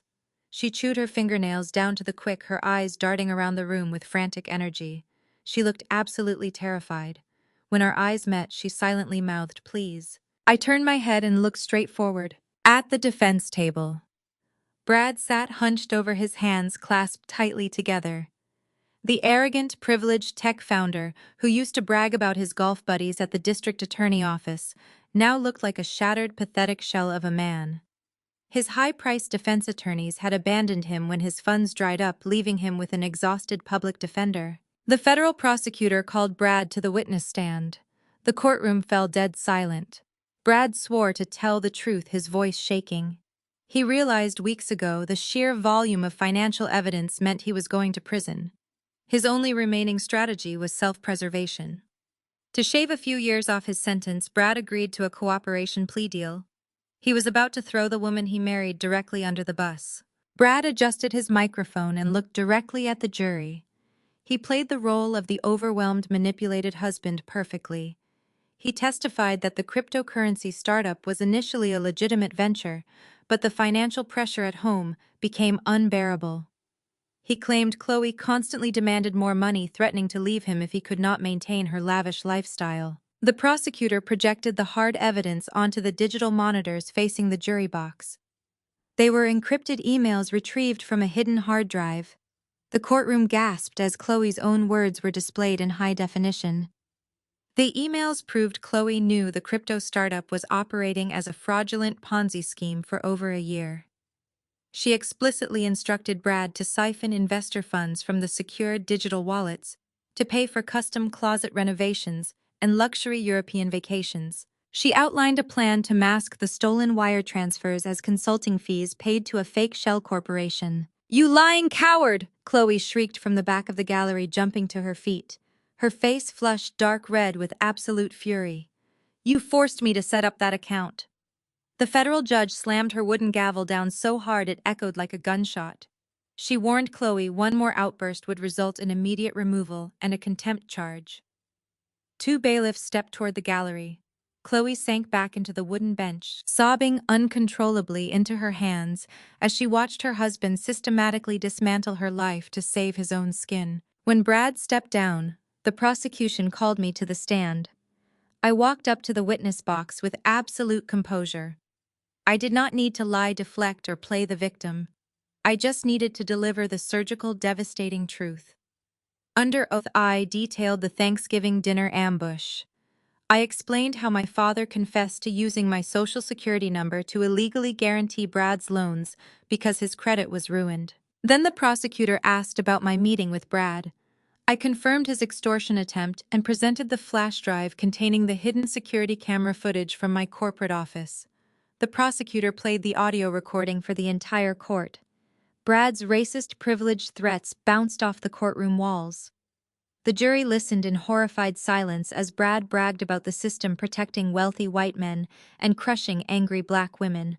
I explicitly threatened to frame me for elder abuse if I did not sign a document accepting his fraudulent debt. I watched the faces of the jurors. Several of them shook their heads in pure disgust. The defense attorney did not even bother cross-examining me. My testimony was flawless, irrefutable, and utterly devastating. The jury deliberations took less than 4 hours. We all stood as they filed back into the courtroom and handed their verdict to the bailiff. Guilty on all counts of wire fraud, identity theft, conspiracy, and corporate extortion. The federal judge did not waste a second. She looked down at Brad with cold, unwavering authority. She condemned his entitlement, his predatory business practices, and his malicious attempt to frame an innocent family member. She brought her gavel down and sentenced Brad to 10 consecutive years in a federal penitentiary without the possibility of early parole. Brad collapsed into his chair, burying his face in his arms as he openly wept. But the judge was not finished. She adjusted her reading glasses and looked straight past the defense table, her piercing gaze locking directly onto the back row of the public gallery. Furthermore, she announced, based on the overwhelming verified email evidence presented during this trial regarding the creation of shell corporations and the intentional receipt of stolen investor funds, this court cannot ignore the complicity of the defendant's spouse. Chloe stopped crying. She froze, her eyes widening in pure, unadulterated terror as the reality of the judge's words set in. "I am issuing an immediate bench warrant," the judge declared, pointing her gavel toward the back of the room. "Bailiffs, take Chloe into custody right now as an active accomplice to federal money laundering and wire fraud." Two armed federal marshals immediately unclipped their handcuffs and began marching straight down the center aisle toward my sister. Two armed federal marshals marched straight down the center aisle of the courtroom, their heavy boots thudding against the polished wood floor. They bypassed the defense table completely and stopped right at the back row of the public gallery where my sister was sitting. The entire courtroom watched in stunned fascination. Chloe scrambled backward on the wooden bench, her eyes wide with a feral, cornered panic. She bumped hard into the heavy oak paneling, realizing there was absolutely nowhere left to run. One marshal grabbed her left arm, twisting it firmly behind her back. The sharp metallic click of the handcuffs locking around her wrists echoed through the cavernous courtroom like a gavel striking a block. It was the exact same sound we had all heard on our parents' front lawn months ago when Brad was arrested. Now it was the golden child's turn to face the music. "Let me go!" Chloe shrieked, thrashing wildly against the officer's grip. She looked around the gallery, searching for anyone to save her. "Mom," she screamed, her voice cracking in pure desperation. "I need my mother. Call my mother right now." But Vivian was nowhere to be found. Vivian was too busy fighting her own felony identity theft charges to bail out her favorite daughter. Realizing her mother could not save her, Chloe locked eyes with me across the room. "Maya," she begged, her voice scraping the bottom of her throat as the marshals dragged her down the center aisle past the jury box. "Maya, please tell them to stop. You have money. You can fix this. Get me a lawyer. Please do not let them take me." I did not blink. I did not flinch. I sat perfectly still in my tailored charcoal suit, watching her get hauled away in front of the press and the federal judge. My face was an unreadable mask of ice. For 29 years, Chloe had watched me suffer and smiled. She had lived a life of luxury funded by stolen money and my parents' twisted favoritism. Today, I simply watched her face the devastating consequences of her own boundless greed. The harsh reality of the federal justice system hit Chloe like a freight train the second she arrived at the county detention center. The holding facility was a sterile, freezing labyrinth of concrete walls, harsh fluorescent lights, and echoing steel doors that slammed shut with terrifying finality. There were no country club connections here to smooth things over. There were no wealthy in-laws to pay her way out. She was placed in a crowded intake cell filled with women who had zero patience for a sobbing, privileged suburbanite complaining about the smell of bleach. When her name was finally called for processing, Chloe tried to play the one card she had relied on her entire life. She tried to play the helpless damsel in distress. She approached the booking desk, wiping fake tears from her eyes, and looked at the seasoned black female booking officer behind the thick plexiglass window. "Excuse me," Chloe whimpered, pushing her trembling hands against the counter. "There has been a terrible mistake. I should not be here. My husband forced me to do those things. I am fragile, and the stress of this place is making me ill. Can you please let me sit in a private room and use my phone to call my family?" The booking officer did not even look up from her computer screen. She had seen 1,000 women just like Chloe try to manipulate their way out of standard procedures. "Put your hands flat on the ink pad and look straight at the camera," the officer ordered in a bored, monotonous voice. Chloe gasped, deeply offended that her usual charm was completely ineffective. "But I need to make a call," she insisted, her voice rising in pitch as panic set in. The officer finally looked up, her gaze cold and entirely unimpressed. "Fingerprints first, then mugshot, then you get your one phone call. Put your hands on the pad before I write you up for non-compliance." Chloe realized her tears were useless currency here.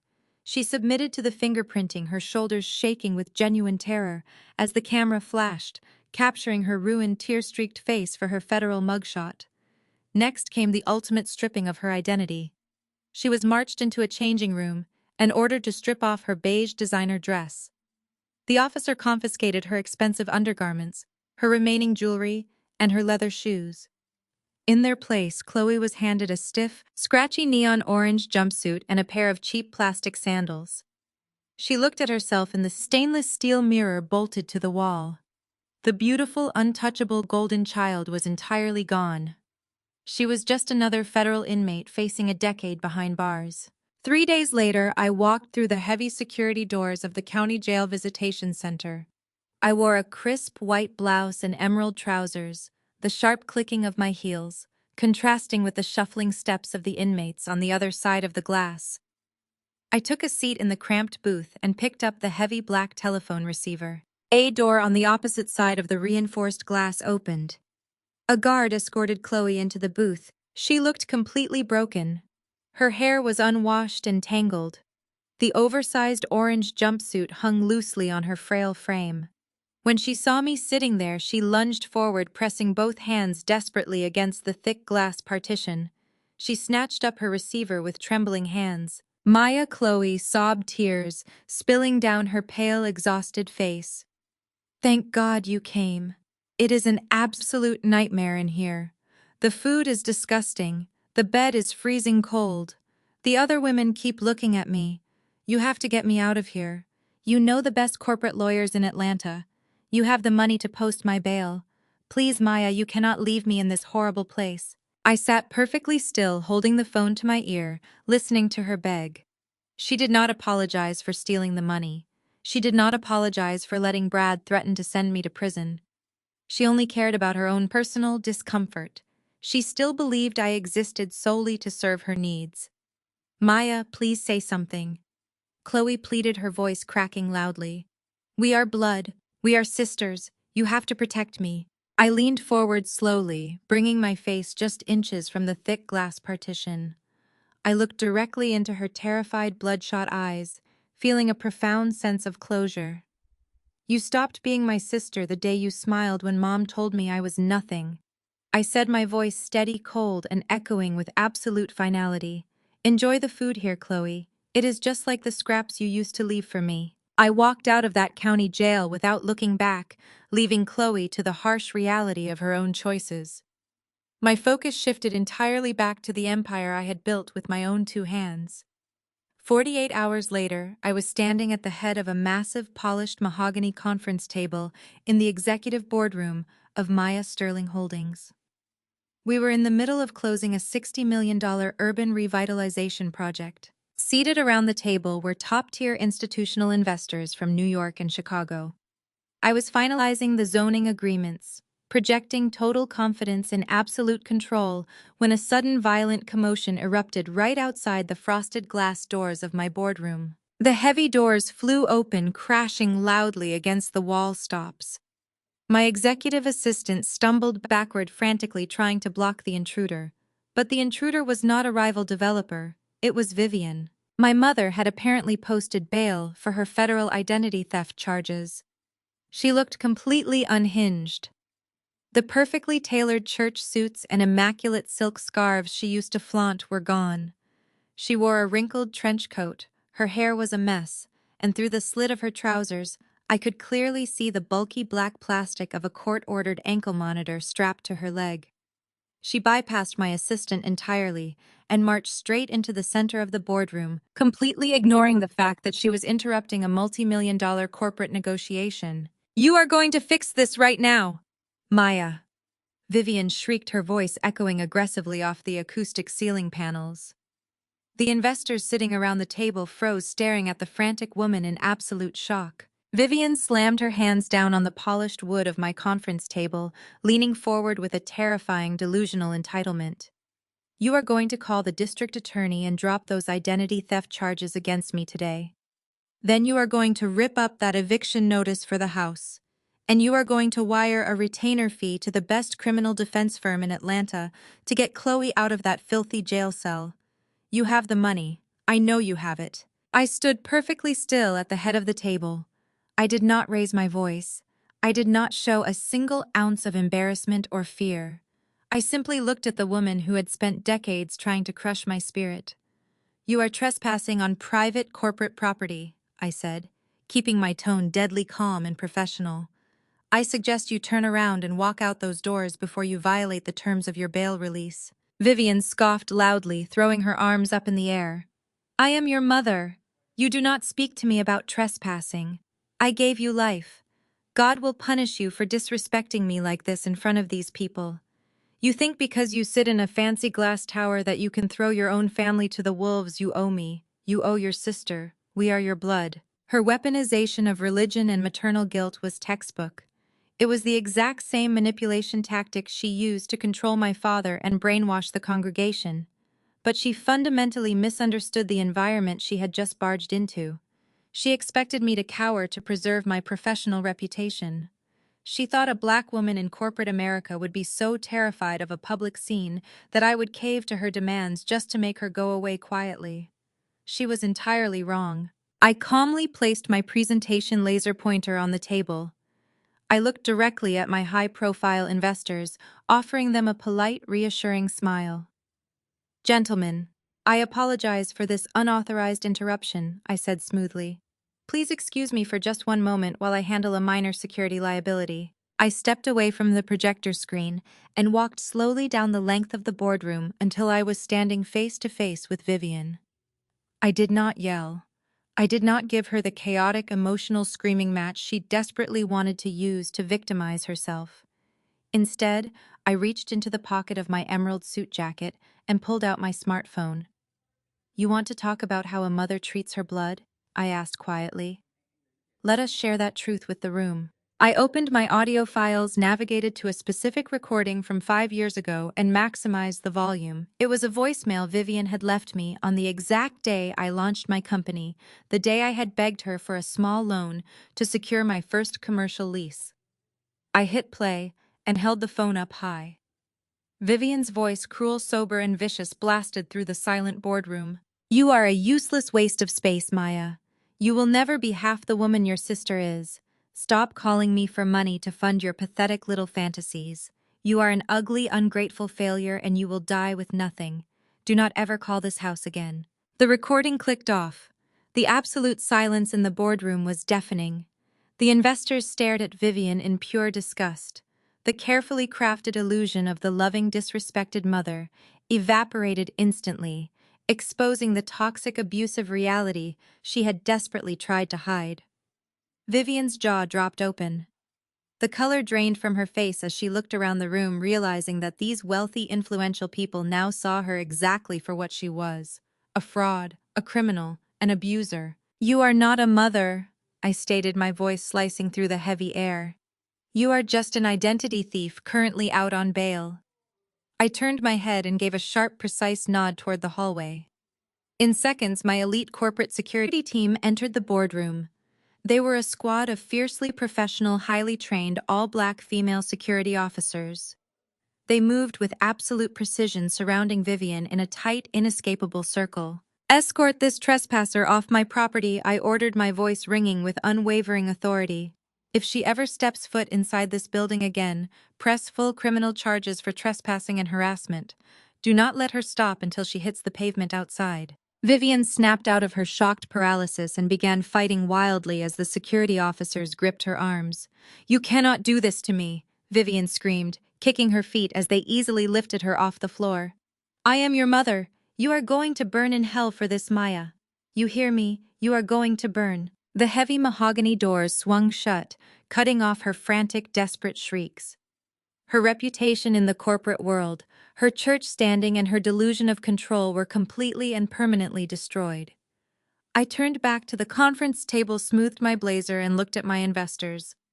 Now, I said with a confident smile, let us return to the zoning proposals for the downtown sector. 6 months after having my mother escorted out of my boardroom, I stood in the center of a freshly paved circular driveway in upscale Atlanta. The crisp morning air carried the scent of fresh paint and blooming magnolia. I looked up at the sprawling estate that used to belong to my parents. The physical transformation of the property was absolute. The imposing, pretentious iron gates that Vivian used to keep the neighborhood at a distance were completely gone. The gaudy crystal chandeliers, once visible through the front windows, had been replaced with warm, practical lighting.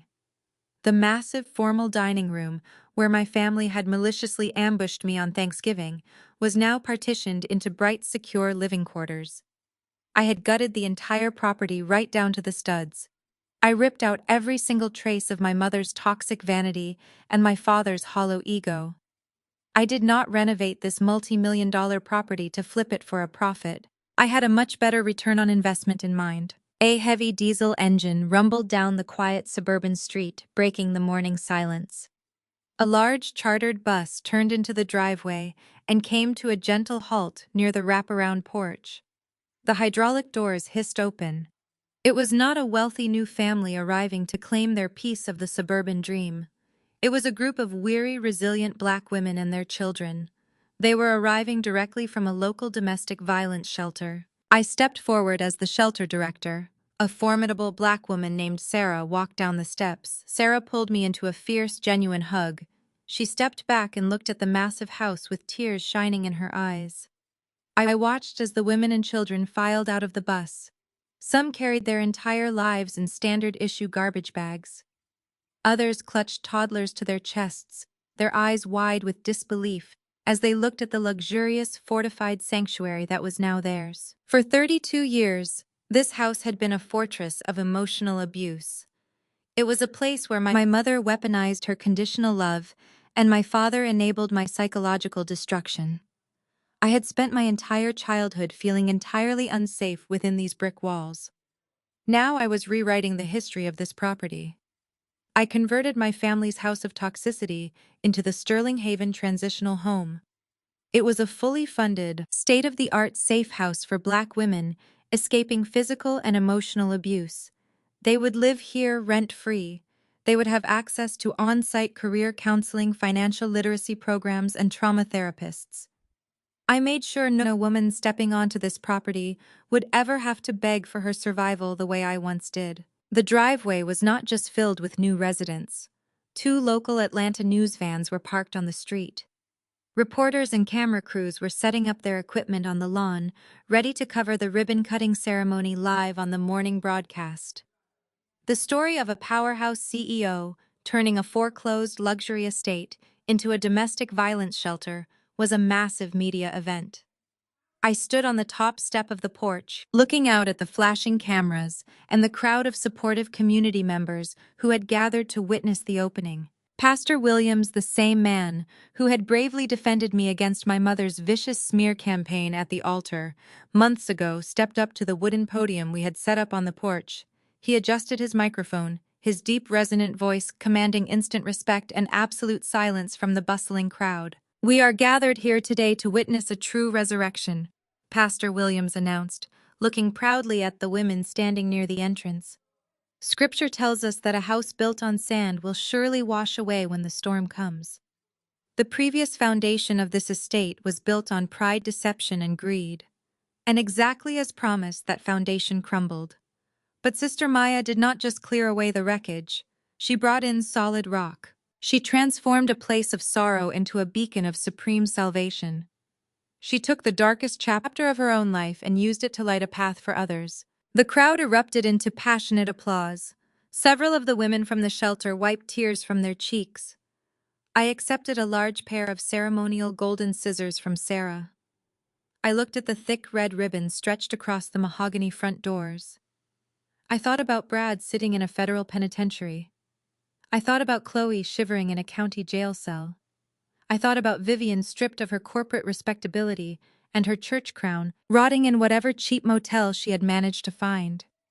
I smiled, feeling the heavy, suffocating burden of the strong Black woman trope finally lifting off my shoulders.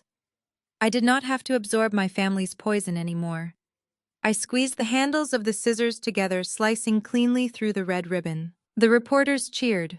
The cameras flashed blindingly bright against the morning sun. Pastor Williams raised his hands to deliver the final blessing over the house. As I turned to shake the shelter director's hand, a sudden movement at the very edge of the property line caught my eye. Behind the parked news vans and the cheering crowd of supporters, a solitary figure was standing on the sidewalk. It was Marcus. My father looked entirely unrecognizable. The custom-tailored suits and the polished, arrogant posture of the respected church elder were completely gone. He was wearing a faded, oversized jacket that looked like it belonged in a donation bin. His shoulders were severely stooped, and he looked incredibly frail, appearing to have aged 20 years in the span of 6 months. He was shivering in the autumn breeze, clutching a worn baseball cap tightly in his trembling hands. Marcus was standing on the outside of the wrought iron fence, watching his former kingdom, the ultimate symbol of his fabricated wealth and status, being given away to absolute strangers on live television. He saw me looking at him. Marcus did not turn and run away. He stepped onto the edge of the driveway, his chest heaving as he slowly began walking through the crowd of reporters. He slowly bypassed the flashing cameras, his eyes locked desperately onto mine. Tears were streaming heavily down his sunken gray cheeks as he approached the bottom of the porch steps, preparing to beg the daughter he had thrown to the wolves. Marcus stopped at the bottom of the porch steps, his trembling hands clutching his worn baseball cap against his chest. The flashing cameras of the local news crews were still rolling behind him, capturing the spectacular downfall of the man who used to run the church deacon board with an iron fist. I signaled my security team to form a tight barricade, giving us a small pocket of privacy away from the microphones, but I did not invite my father up the stairs. I made him stand exactly where he was, looking up at the woman he had completely failed to protect. Maya. Marcus began, his voice cracking violently, as tears carved tracks through the gray stubble on his cheeks. Maya, please look at me.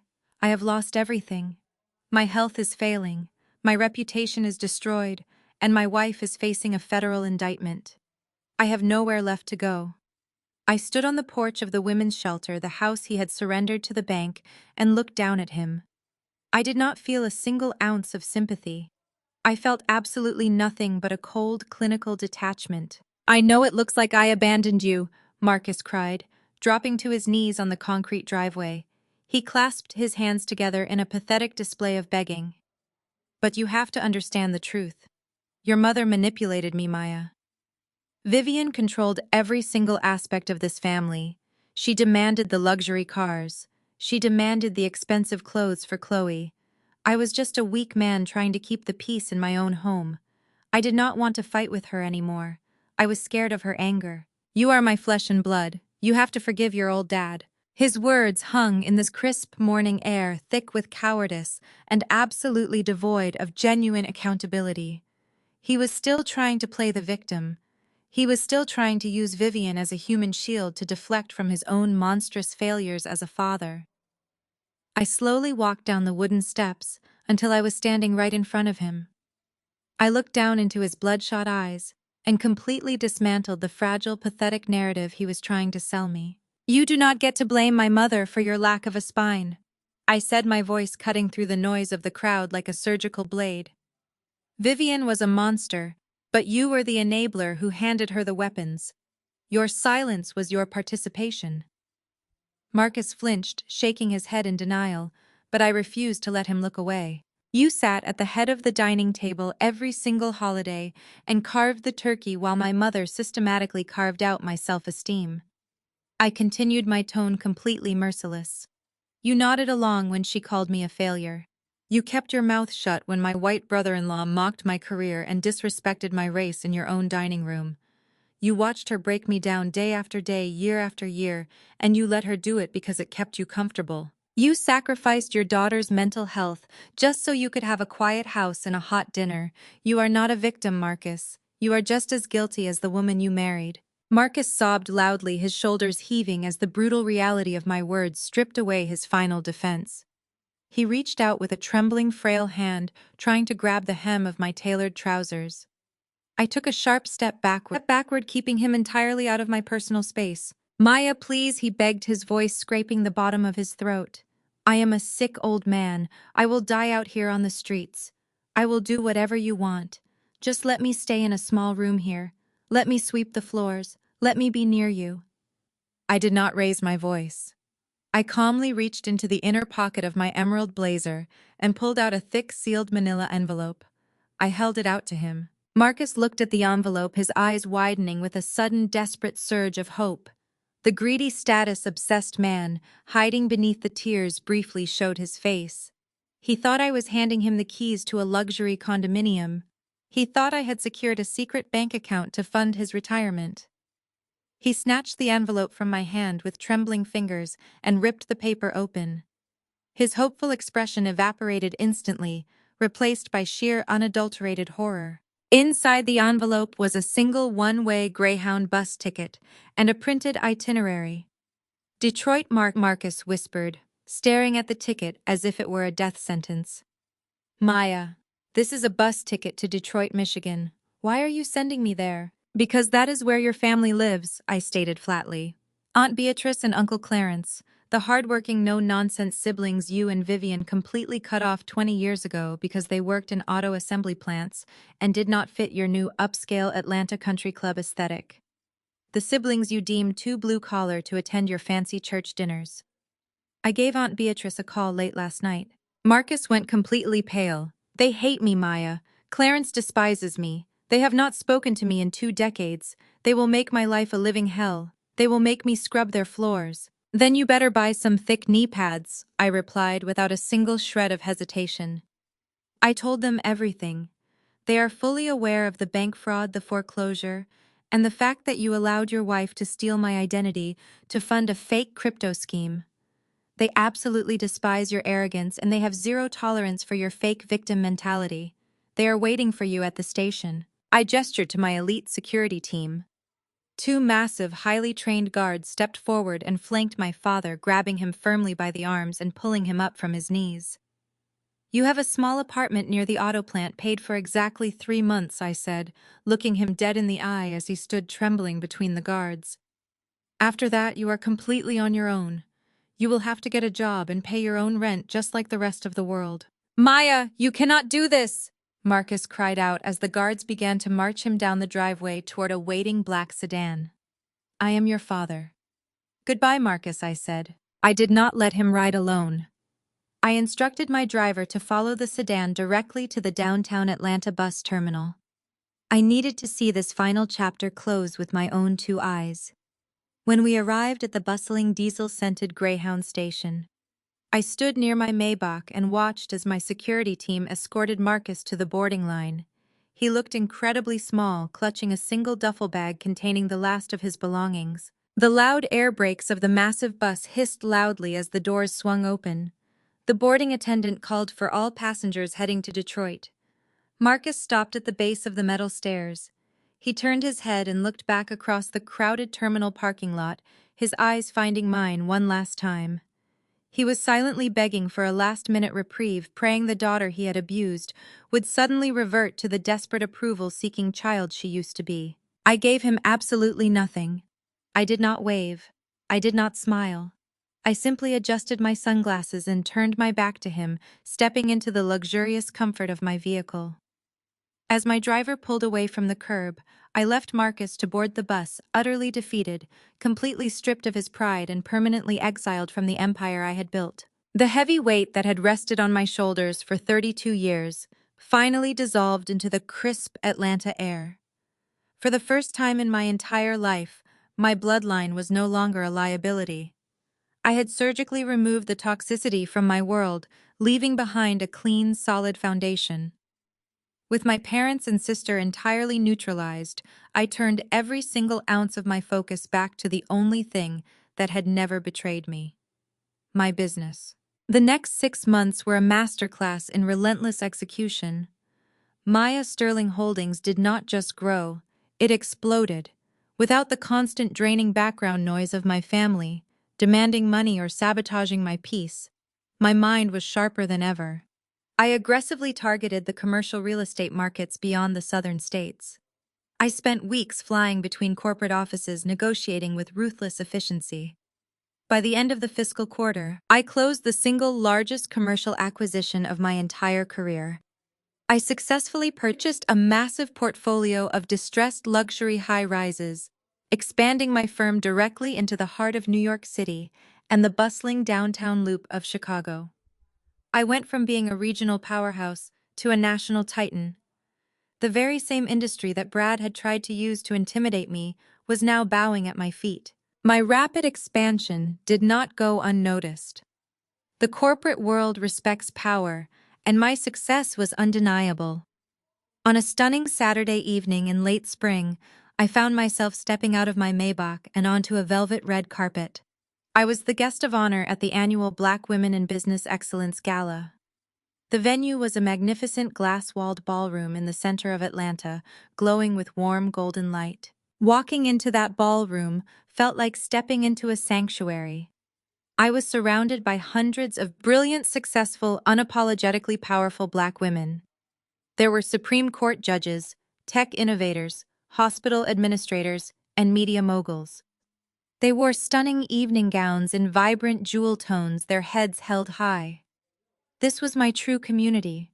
This was my chosen family. These women did not look at me with jealousy or hidden agendas. They did not want to tear me down to make themselves feel taller. They simply wanted to see me win. We traded stories of overcoming systemic obstacles, sharing resources, and lifting each other up with genuine, profound sisterhood. When the keynote speaker called my name, the entire ballroom erupted. I walked up to the crystal podium wearing a breathtaking custom-tailored gold gown that reflected the camera flashes. The applause was absolutely deafening, a standing ovation from a room full of titans. I stood at the microphone looking out at the sea of beautiful, supportive faces, holding a heavy glass trophy that recognized my firm as the fastest-growing Black-owned commercial developer in the country. I smiled, feeling a deep, radiating warmth in my chest. I had built my own table and I had filled it with people who actually deserved a seat. While I stood bathed in the warm glow of the spotlight, soaking in the thunderous applause of my peers, my sister was experiencing a very different kind of reality. Hundreds of miles away, the harsh, unforgiving fluorescent lights of the Federal Correctional Facility buzzed loudly over Chloe's head. The massive prison cafeteria smelled heavily of stale food and cheap industrial bleach. Chloe was not wearing designer silk or holding a crystal champagne flute. She was drowning in a stiff, oversized orange jumpsuit. Her hands, which used to be perfectly manicured with expensive acrylics every 2 weeks, were now cracked raw and completely covered in painful blisters.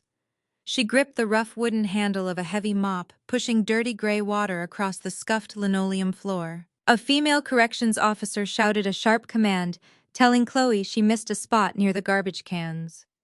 The golden child flinched, her shoulders slumping as she dragged the heavy, soaking wet mop head back across the filthy floor.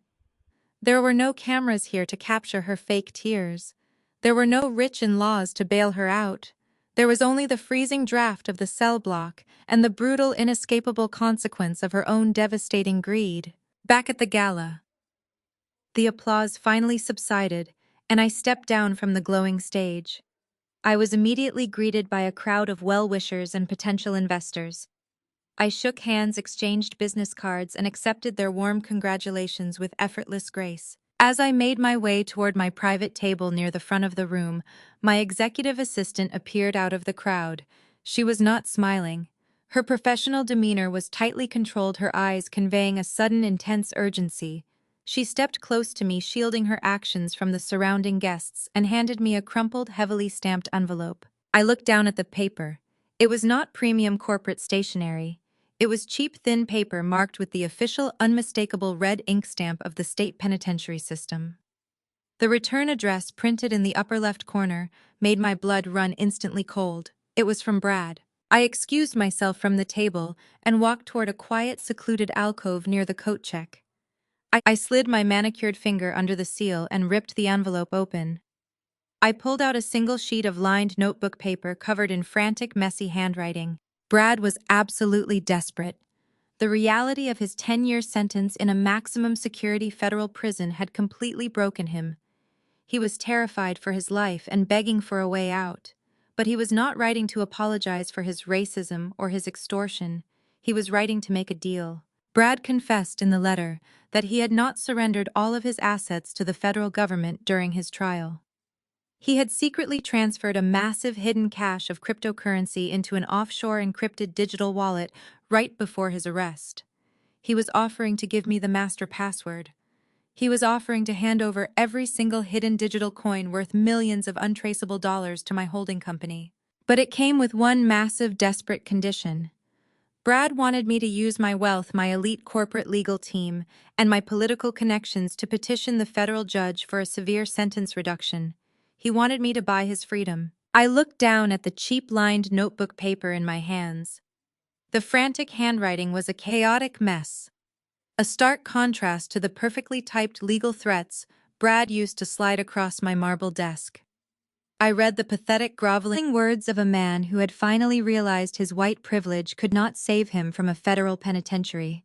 Brad wrote that he had stashed millions in an encrypted offshore digital wallet right before the FBI raided his firm. He pleaded with me to use my corporate legal team to petition the federal judge for a sentence reduction. He actually wrote the words, "I know you are a pragmatic woman, Maya. This is a mutually beneficial business transaction." Even sitting in a maximum security prison wearing a scratchy orange jumpsuit, the arrogant man genuinely believed he could still buy my compliance.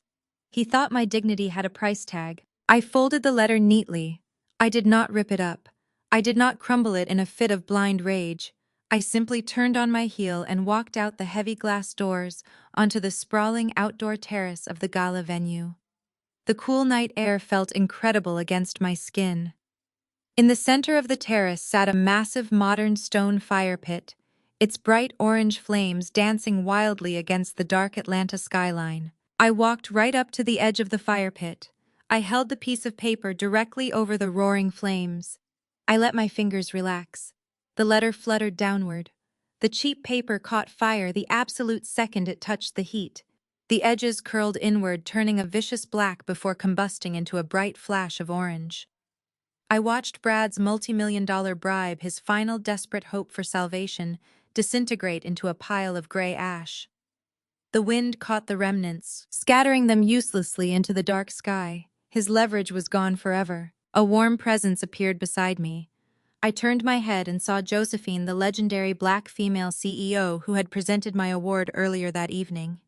She was a titan in the industry, a woman who had broken through glass ceilings decades before I even entered the corporate world.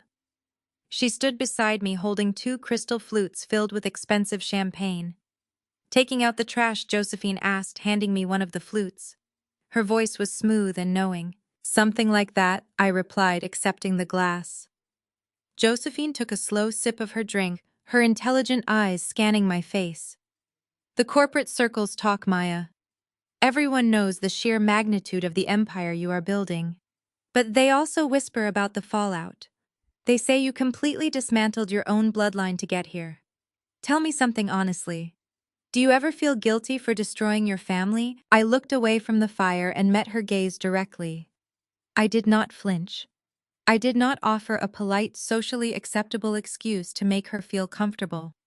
I did not destroy them, I stated with absolute unshakable clarity. I just stopped being the foundation holding up their lies. Gravity did the rest. Josephine stared at me for a long moment. Then a slow, radiant smile spread across her face. She raised her crystal flute in the air. "To gravity," she toasted. "To gravity," I echoed, clinking my glass against hers. The sharp, rhythmic bass of a familiar rhythm and blues track pulsed from the ballroom inside. Josephine nodded toward the glass doors, inviting me back into the celebration. I followed her inside, leaving the ashes of my past entirely behind me. When I stepped onto the packed dance floor, something fundamental shifted inside my chest. For 32 years, I had worn the expectation of the strong black woman like a suffocating suit of armor. Society and my family had demanded that I absorb abuse, carry their financial burdens, fix their catastrophic mistakes, and smile through the agonizing pain just to keep the peace. I was expected to be their perpetual beast of burden. But tonight, that heavy toxic armor completely shattered. I threw my head back and laughed. It was a loud, joyful, uninhibited sound that I had never truly allowed myself to express. I danced under the glittering chandeliers, surrounded by hundreds of brilliant, supportive women who celebrated my success instead of plotting my downfall. I moved freely, my gold gown catching the light with every step. I was not looking over my shoulder, waiting for a knife in the back. I was not bracing myself for the next cruel insult. I was completely undeniably free. The music swelled, wrapping around me in a warm embrace. The hours melted away into a blur of pure, unfiltered joy. I had fought a brutal war against the very people who were supposed to protect me, and I had emerged entirely victorious. The vibrant energy of that spring night eventually transitioned into the relentless grinding heat of an Atlanta summer, and then faded into the crisp, cool winds of autumn. The calendar pages turned with relentless speed as my commercial real estate firm dominated the national market. I hired more staff, opened new headquarters, and expanded my charitable foundations. I never looked back. A sudden shift in the atmosphere brought me out of my intense focus.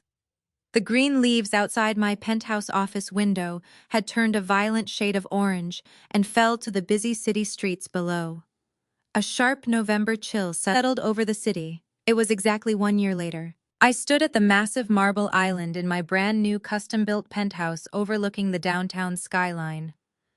I was pouring myself a cup of black coffee when my phone buzzed with an incoming calendar notification. I tapped the glowing screen and read the alert. My heart gave a singular rhythmic thump. Thanksgiving was approaching again. The exact 1 year anniversary of the dinner that sparked the total annihilation of my toxic family was just days away. The buzzing calendar alert on my smartphone faded into the vibrant, joyous symphony echoing throughout my custom penthouse. 1 year exactly. 365 days since I dropped that foreclosure folder onto my parents' dining table and burned their toxic kingdom entirely to the ground. I tapped the glowing screen, dismissing the Thanksgiving notification forever. I did not need a digital reminder of my victory. The living proof was sitting right in my dining room. I turned away from the massive marble island and walked toward my formal dining area. Floor-to-ceiling windows offered a breathtaking panoramic view of the glittering Atlanta skyline. But the real beauty was inside the room. My custom oak dining table was absolutely covered in a flawless spread of high-end soul food. Truffle macaroni and cheese, slow-roasted turkey, honey-glazed hams, and braised collard greens filled the air with an incredible aroma. The chairs were not filled with arrogant relatives, manipulative enablers, or fake church friends. The table was surrounded by my chosen family. Josephine, the legendary corporate CEO who had mentored me, sat near the center, pouring glasses of expensive vintage red wine. Sarah, the fierce director of the Sterling Haven shelter, was laughing loudly at a joke.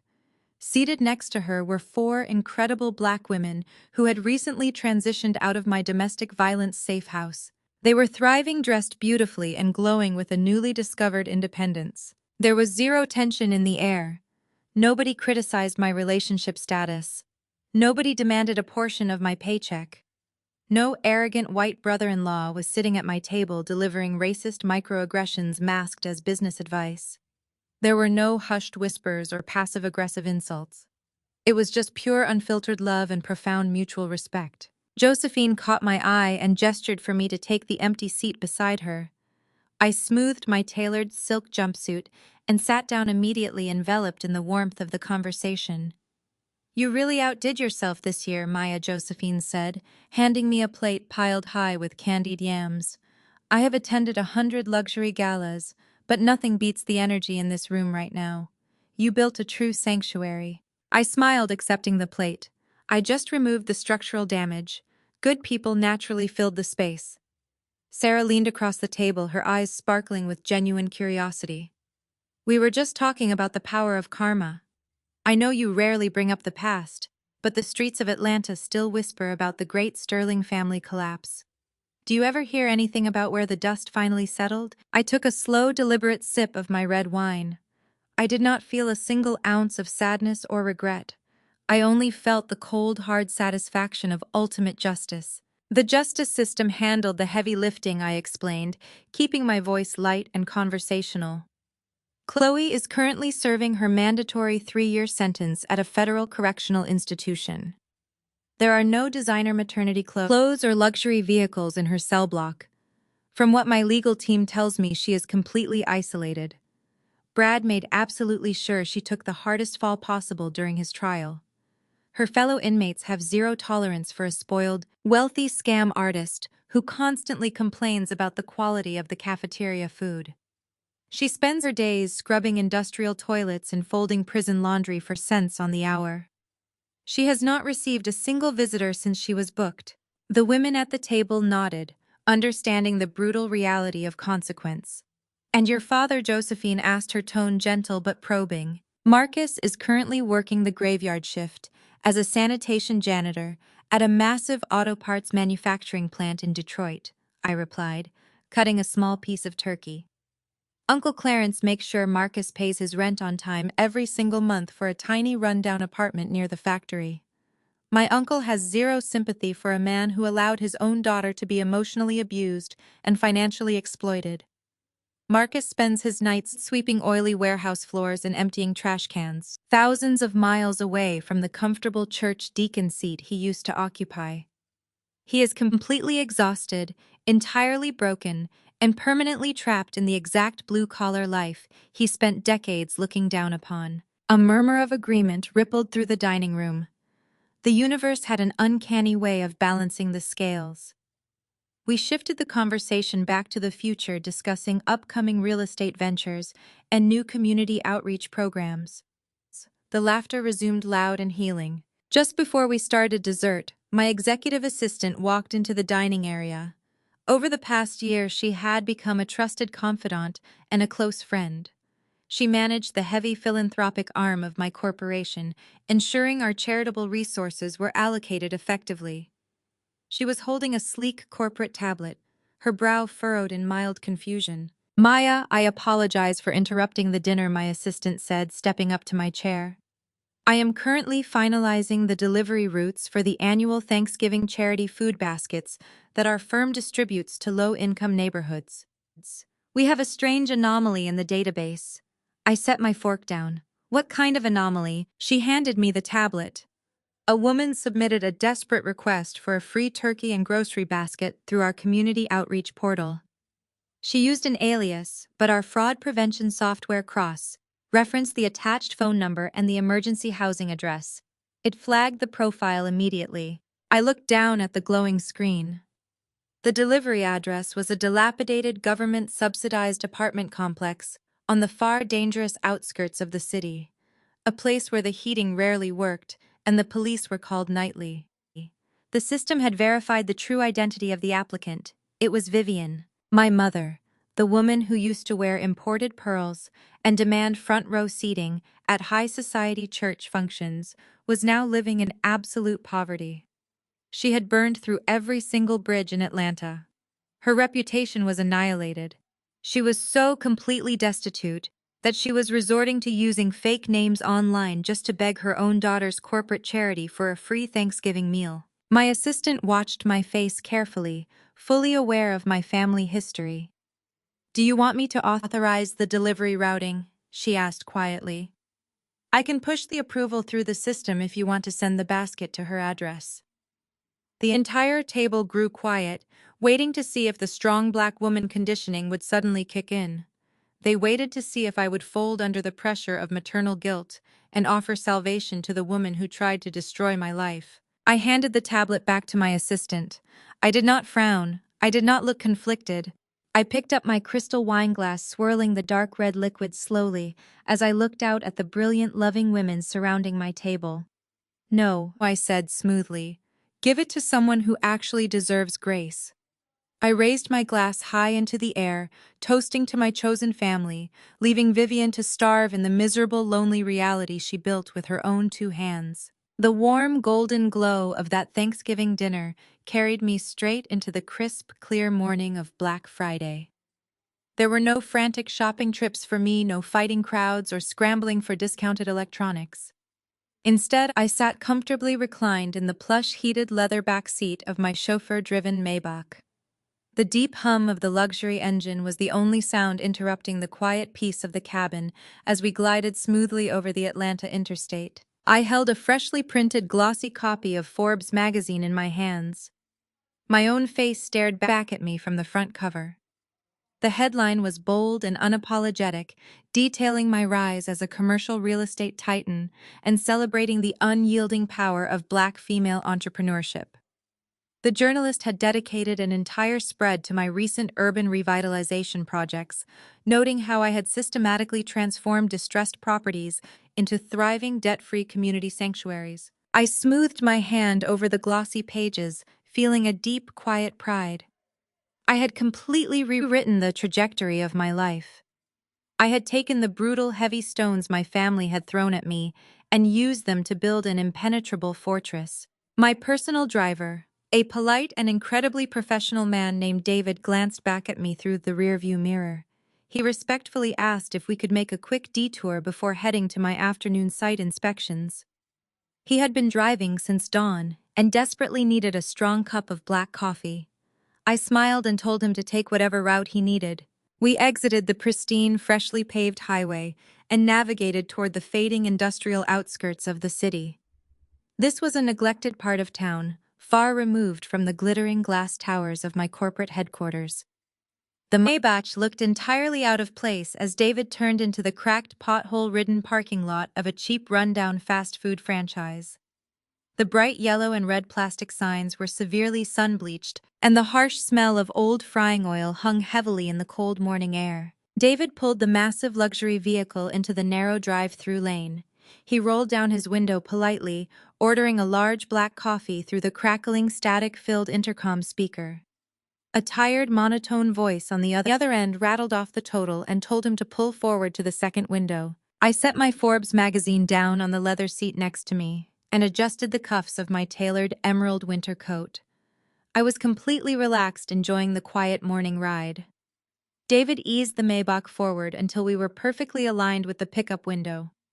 The sliding glass track shrieked loudly, the metal grinding in need of grease. The harsh, suffocating smell of cheap fryer oil and burnt coffee poured directly into the pristine cabin of my vehicle. A worker stepped up to the open window holding a flimsy cardboard drink tray. The employee was wearing a stiff, incredibly unflattering brown polyester uniform that was deeply stained with old grease. A cheap, highly restrictive hairnet was pulled tightly over her head, flattening her hair and exposing the deep, exhausted wrinkles etched into her sagging face. A plastic name tag was pinned crookedly to her chest. I looked at the name tag, then slowly raised my eyes to look at the face of the fast food worker standing in the bitter cold. It was Vivian. My mother, the woman who used to stand at the church altar in custom-tailored silk dresses, dripping in imported pearls, and preaching about the sins of the poor. The woman who had sneered at my career, stolen my identity, and tried to ruin my entire existence just to maintain a fake illusion of high society wealth.